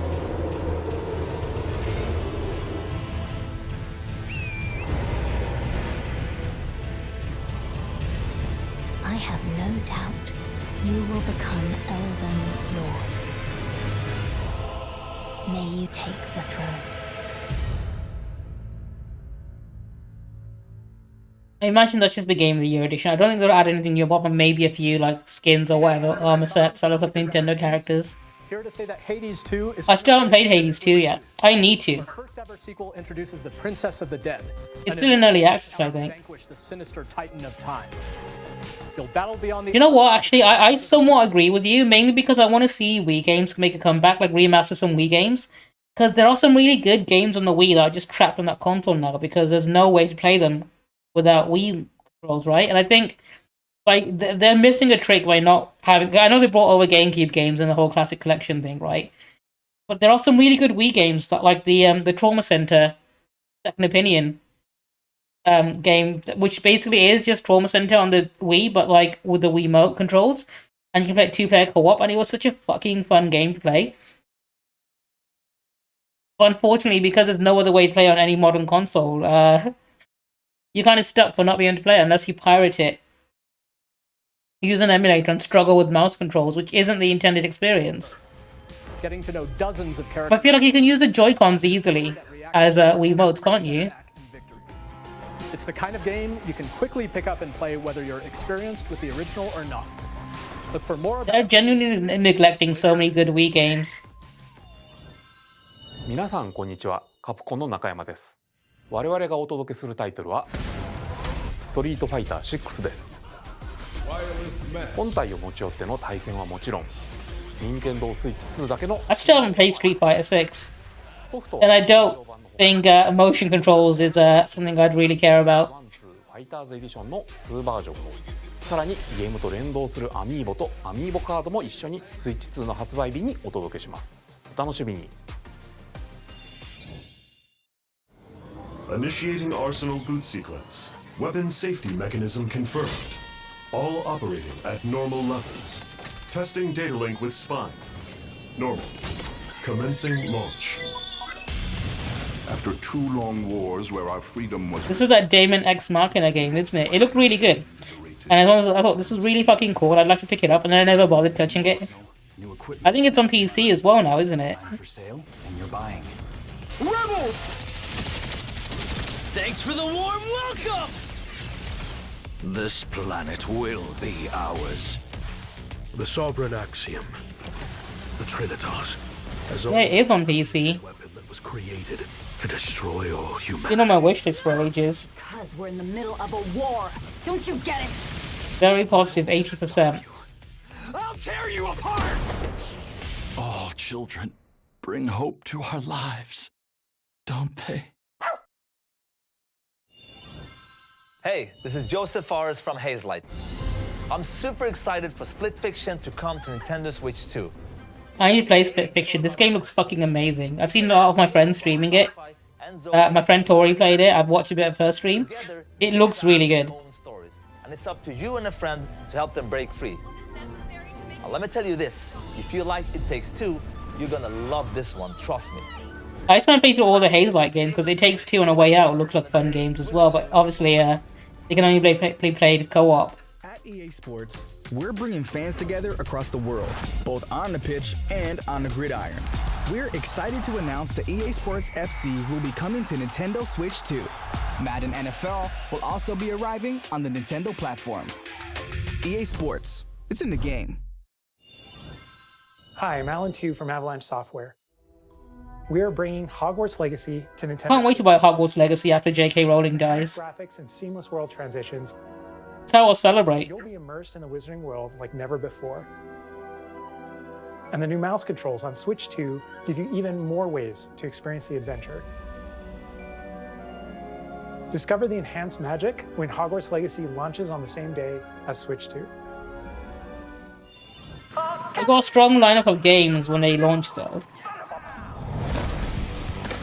Which is what you want on a brand new console.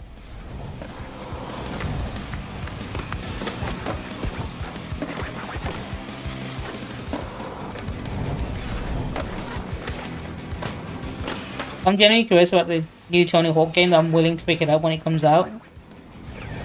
I might see if I can get an early access key or something.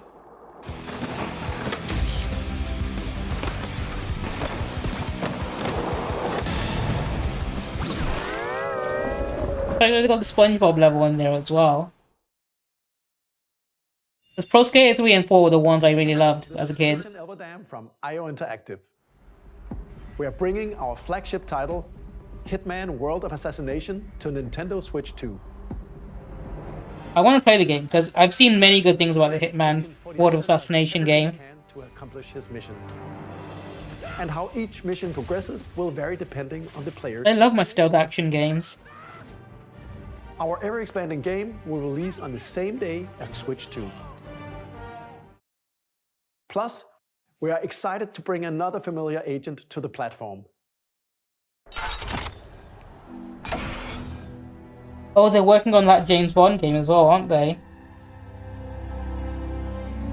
If any studio is going to take on James Bond, it might as well be the ones who did the Hitman games, right?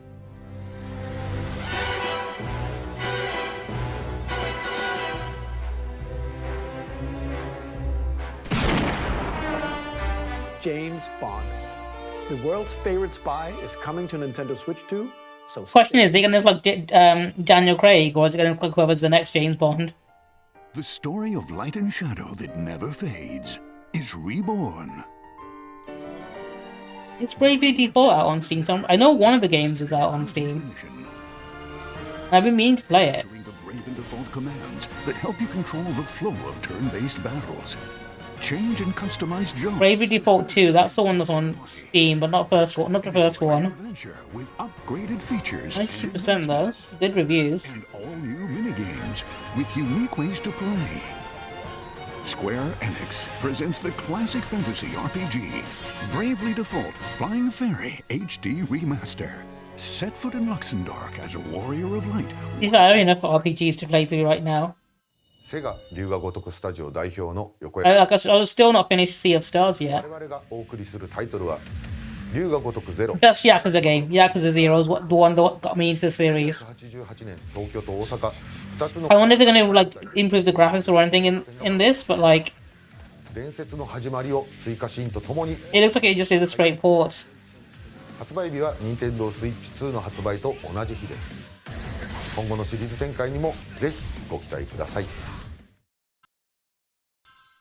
I mean, I'll take any excuse to play Yakuza 0 again.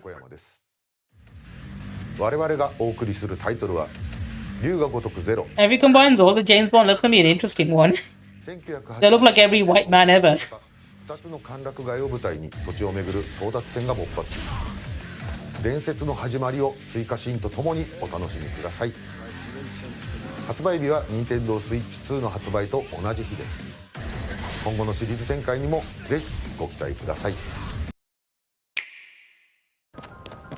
I've seen this, I'll skip past this one. Upgrade your adventures in Hyrule on the Nintendo Switch.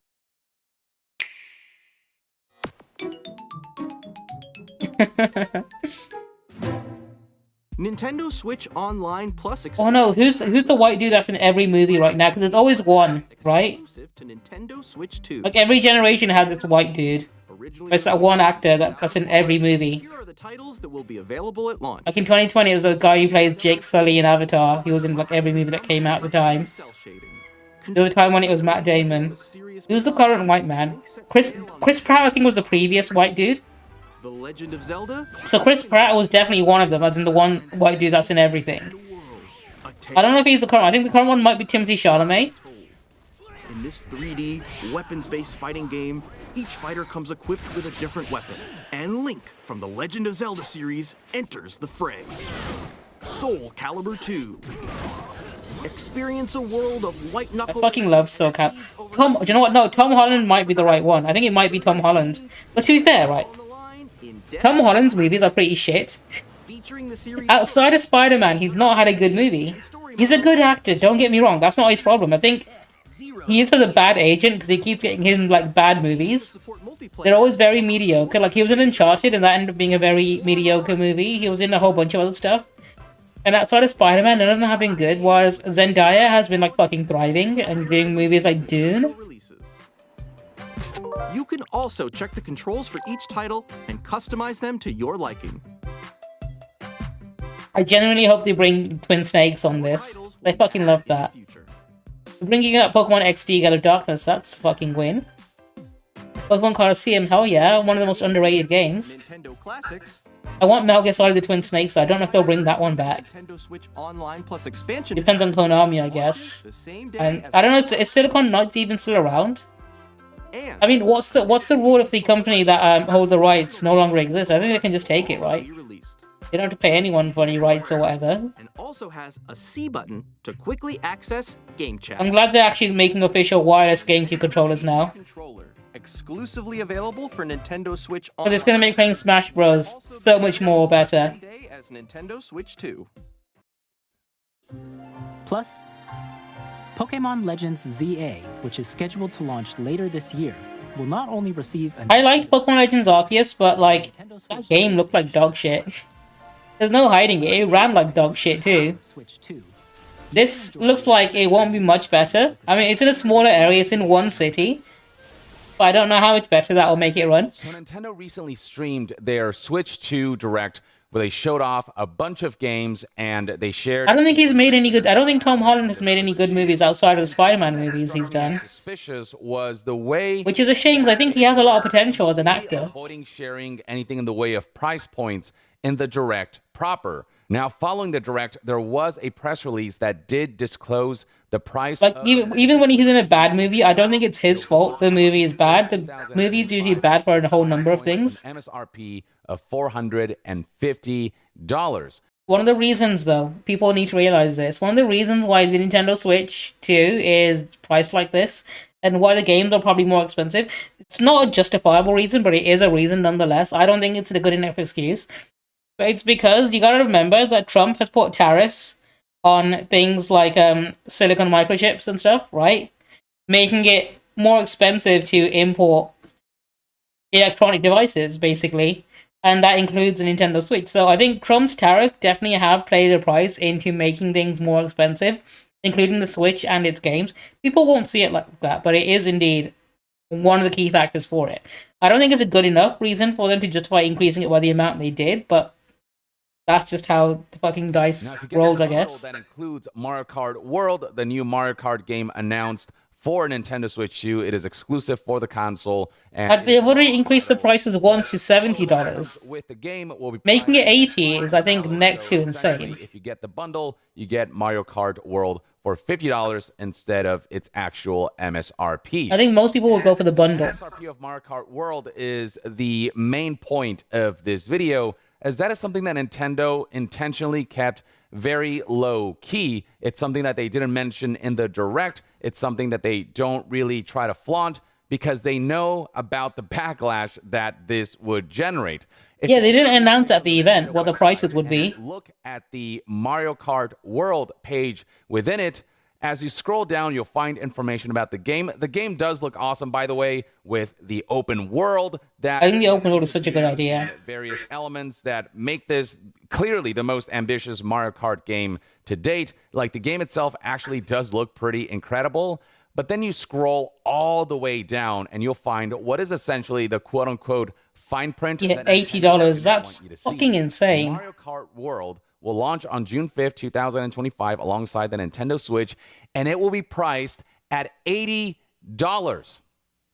Ladies and gentlemen, this is the first foray into increasing video game prices by an additional $10. It was not long ago that games went from $60 to $70, and now games are going from $70 to $80, and Nintendo intends to kickstart that with the Nintendo Switch 2. The practice on its own is already scummy as it is, but the fact that Nintendo tried to keep this low-key and tried to keep customers unaware of this, especially during their big presentation when they try to garner as much positive... It's definitely the most sour note when it comes to this whole presentation that they did. So what are the implications of this $80 MSRP? Well, as you know, when one company starts something, a trend, and they get away with it, all other companies follow suit. What this means, ladies and gentlemen, is that once this game launches, other companies will feel safe in releasing their games for $80. And they'll say, well... You know for a fact, EA and Ubisoft won't hesitate to jump on that trend as well. As I've said in past videos, games have already increased in price just in really sneaky ways through the implementation of monetization tactics. Like I was saying, Ultimate Editions, like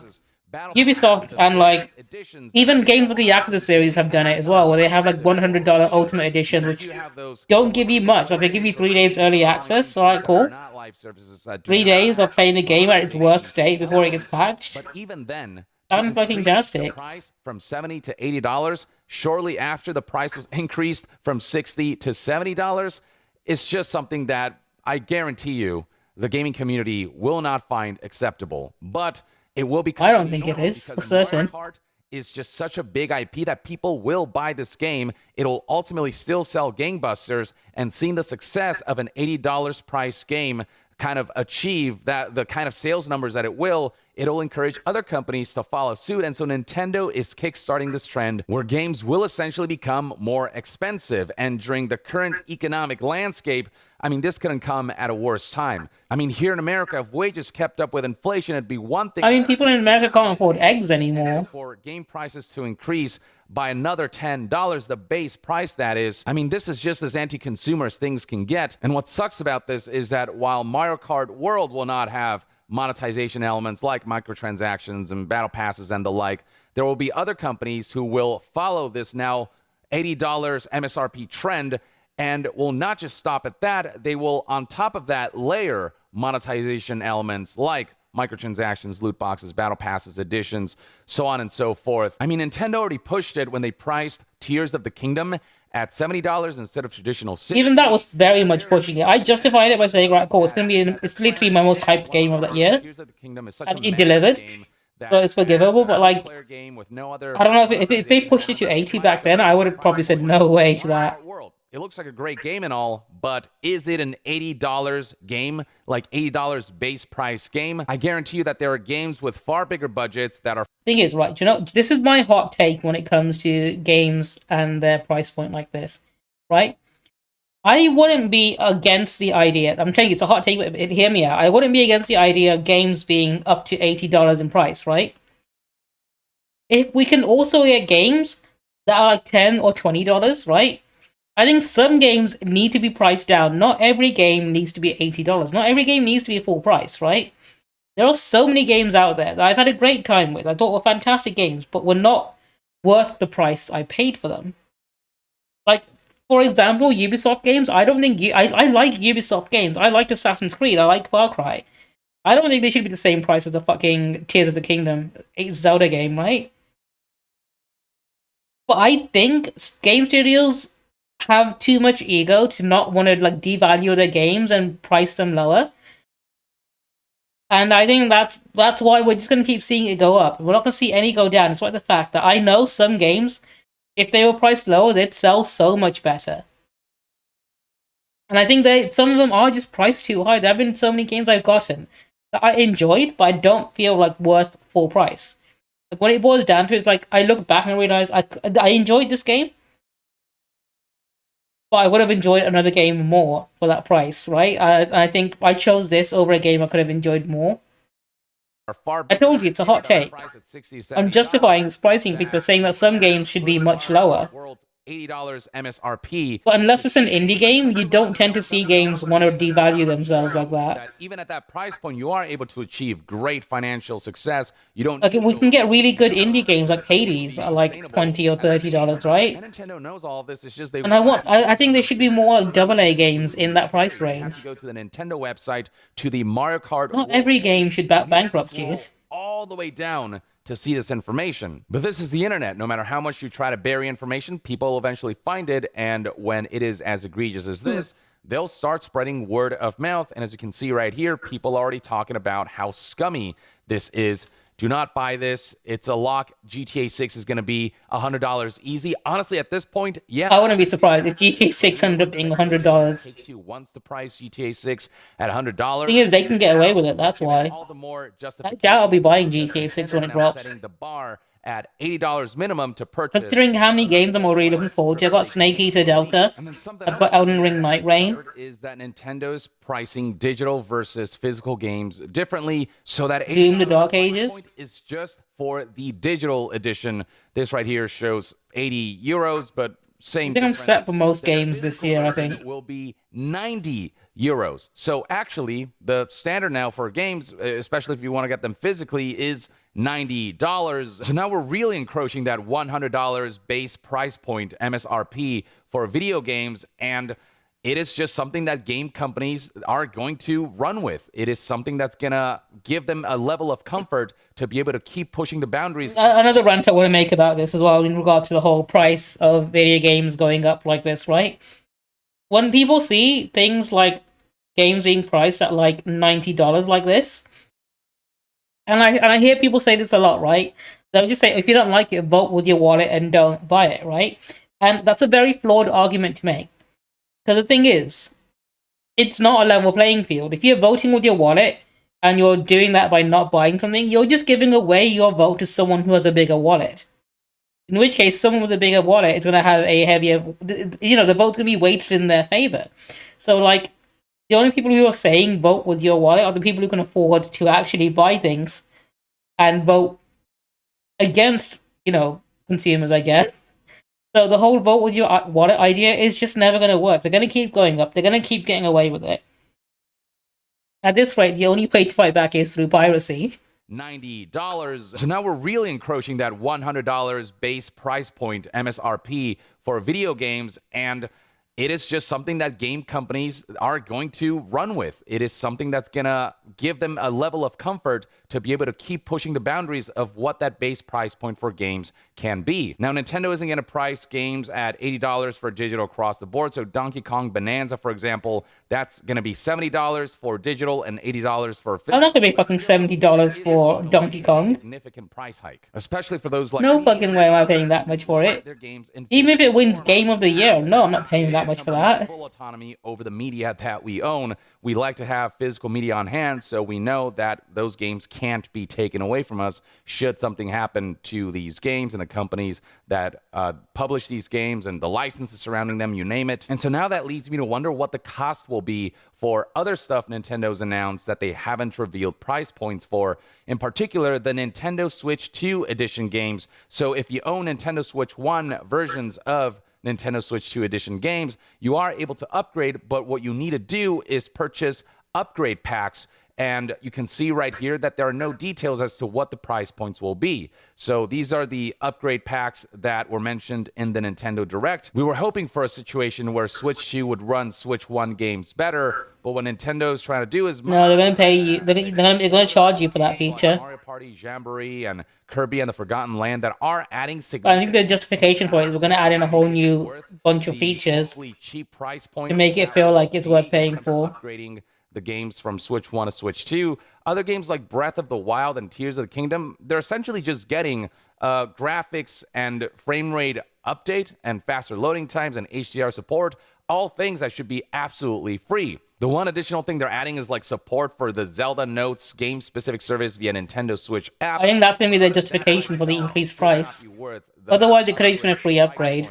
This kind of update where it's just I'm just gonna look up all those like voice notes and like audio logs on YouTube afterwards anyway. Content that's being added to these games, and so whatever someone uploads them. Any kind of price point for upgrading these games graphically and performance-wise to be played on Switch 2 is just not justified. And I say that I hope it's cheap because after this move to kind of make $80 the baseline for games, for AAA game releases, for major game releases, I fear for what the price point for these upgrades will be, what the upgrade packs will actually cost. You know, I would hope that at most they'll be $10, but I would not be surprised. Unfortunately, Nintendo have fanboys that are absolutely going to pay that much for it.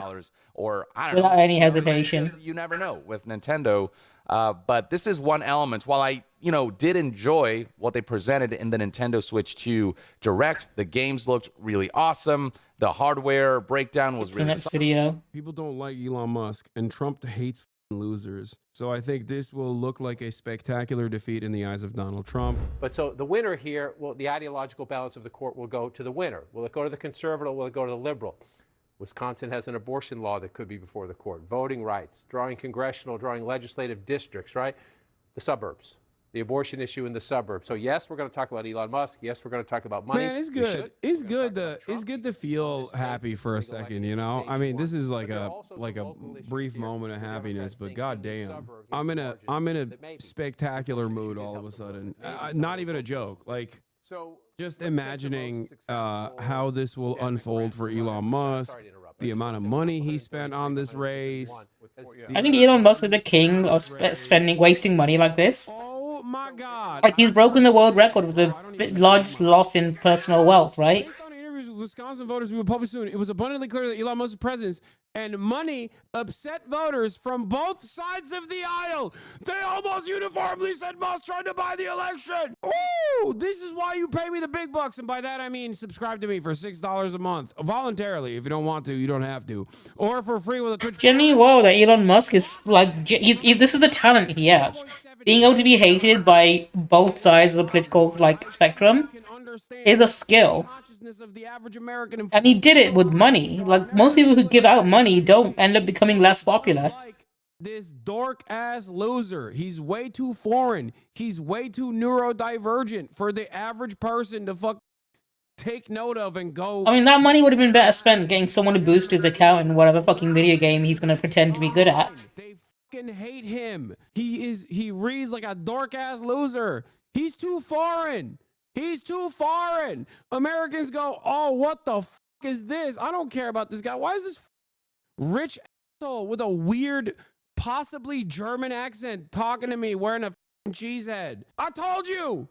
I told you. I told you his presence would be a burden on this election. I do gotta go to Wisconsin eventually, though, to see my boys. USA. He's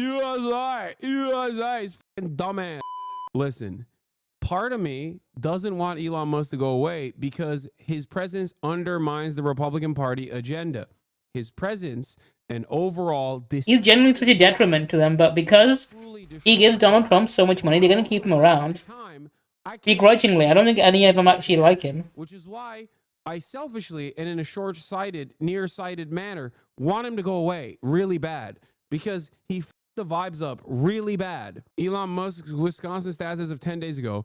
And so Mr. Musk is largely sticking with the formula that worked last time. Door knockers lost lots of money, and even a similar petition meant to identify and turn out conservative voters. Mr. Musk's Super PAC America has laid out $6.6 million so far. The group has assembled a canvassing operation of over 500 employees who knocked on doors. With about 40 paid active canvassers in the Green Bay area, roughly 70 in the Madison area, and more in Milwaukee and rural parts of the state, according to the 3 people briefed on the operation. The Super PAC told its canvassing firms to cut their worst performers. The group declined to comment on its internal workings. Canvassers I mean, I should hope so. I think the only reason those things are even like fucking around in public mind is because Elon is just so out of date with his sense of humor. Dude's like 10, 15 years too late. Some of the people said this week the Super PAC informed several of his door-knocking firms that it was cutting back on his overall targets and what Musk Group described them as a reallocation of resources. He's a loser. He's a loser. Everybody hates him. Wisconsin Supreme Court shows limits of Musk's money. It causes Dem fundraising and engagement to go up. Dems can tie GOP candidates to him. In hindsight, Dem should have made him more of a foil in 2024. Wonder if GOP politicals will seek to limit his influence in future elections. The answer is yes. And it won't be the GOP politicals that limit his influence. It is going to be Donald Trump that goes, you f*** this up for me. Elon, you f*** this up for me, Elon. Donald Trump hates losers. What did I tell you? Just like I called it, that Elon Musk's presence was going to be a burden on this race. Whoo, I can't wait to see the... That's why Elon Musk and Donald Trump, their entire relationship is very much just a fin-dom relationship. We won't be able to celebrate for too long, or I guess... Elon is just being fin-dommed by Trump. You will probably look to the red mark. He's a cash cow. The bloody... He's a pay pig for Donald Trump.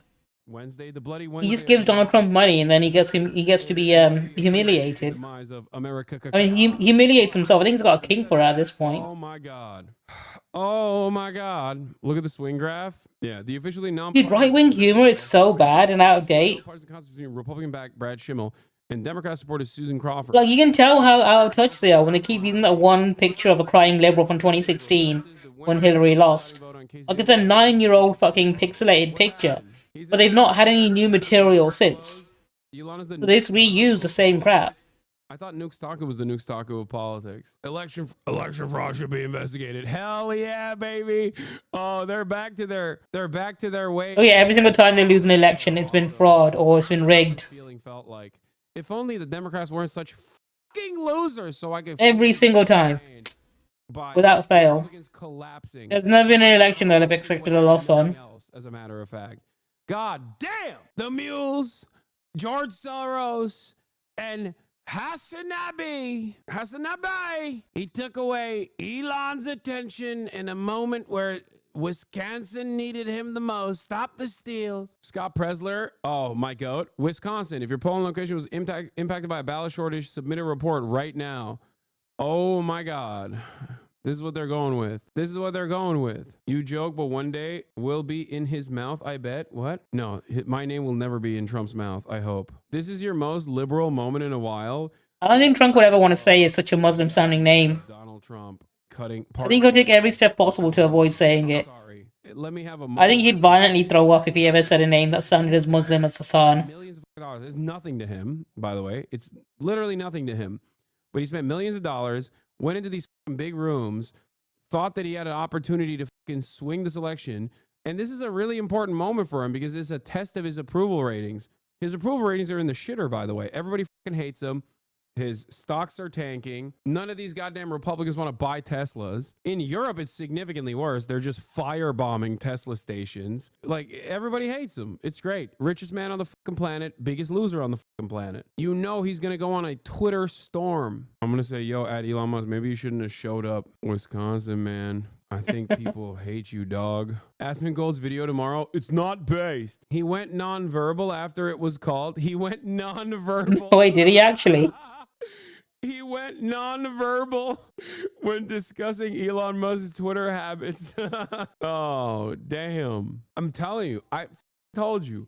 Aside from obviously oh, absolutely. He'll do it on purpose as well because he does that all the time, doesn't he? Against a right-wing administration, which increases. He pretends he can't pronounce foreign names unless they happen to look white. Stay home. They're like, why the f in which case, suddenly he's able to say their name properly. Running the country, he's doing great. I think Elon was a key factor that made this margin the size. I bet he'd have no problem saying a name like Joaquin Phoenix. And so did I. Trump is putting tariffs on Wisconsin tomorrow. Please send Elon Musk to all the close races. Yeah. Yep.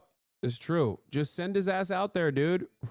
Send him across town. Can you shed any light on? No worries, Mohammed. Have a good night, dude. I'll be ending soon anyway. Crawford in this example, but are unable to put forward strong, accurate messaging regarding voter ID amendments. Because with Susan Crawford, there is... Yeah, he did. He was preemptively throwing a tantrum. Reduction voting outcome because she's a Supreme Court... He was ready to stage a second coup there and then. That's one instance where you can unironically make the only argument that the Democrats make, which is vote for this person, otherwise you're fucked.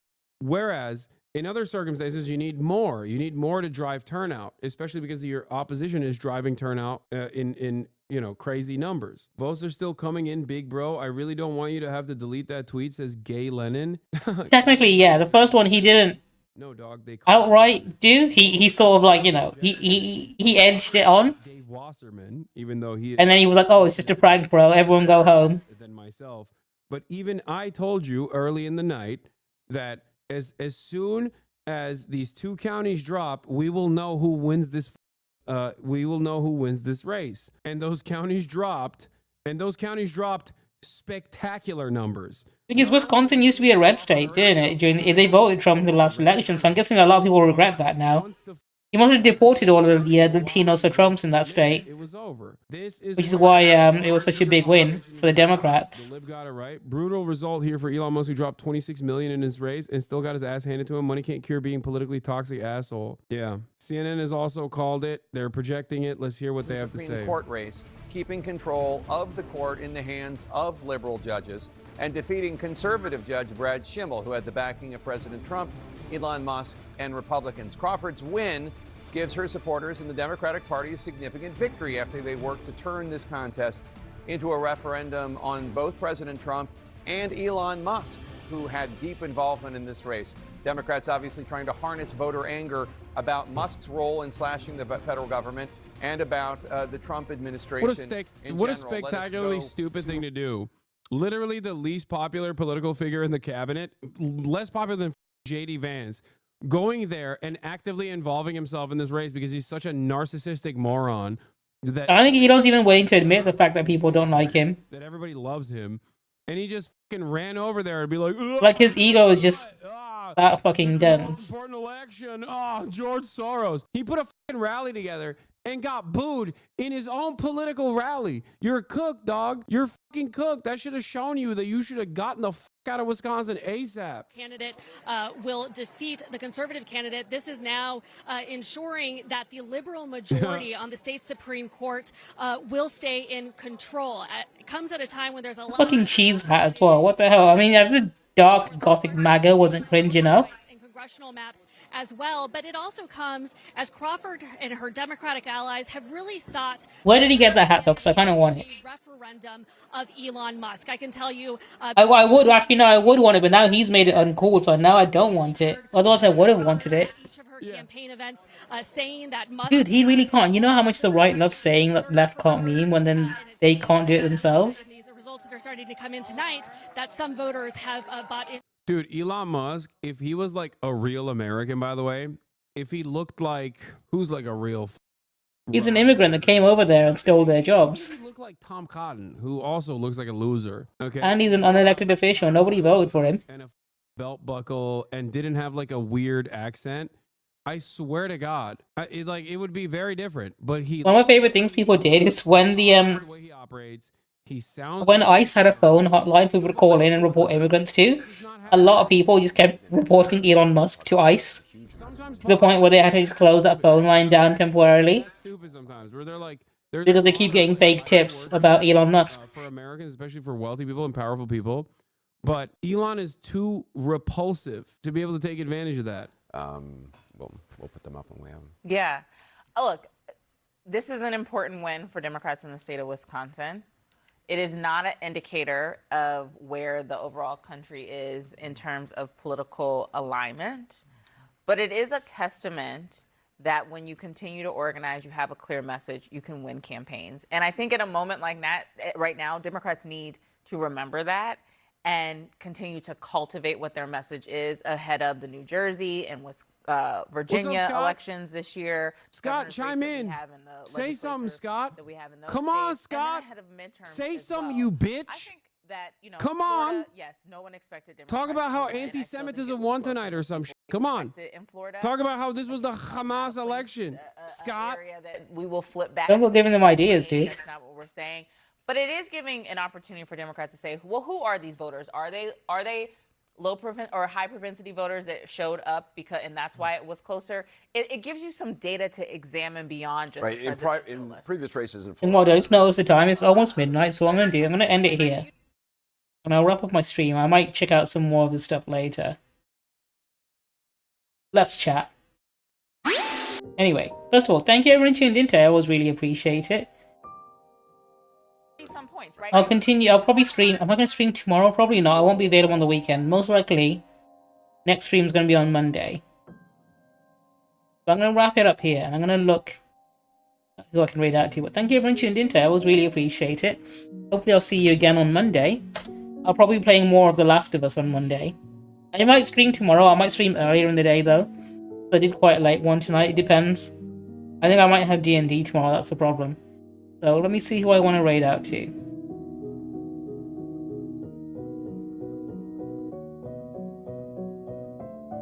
Hopefully I can find someone decent online right now.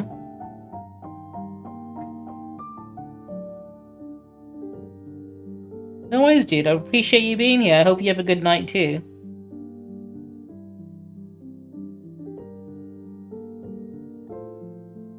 Let me see. Everyone on Twitch, I'll send you to my friend Tori, who's currently playing some Split Fiction, which is a game I want to play. Anyway, enjoy the rest of your evening. If you're sticking around for a raid, I hope you enjoy watching Tori. She's a great friend of mine. I've known her for like a decade now, which is insane to think about. Anyway, I'll see you guys later. Enjoy the rest of your night. Sayonara.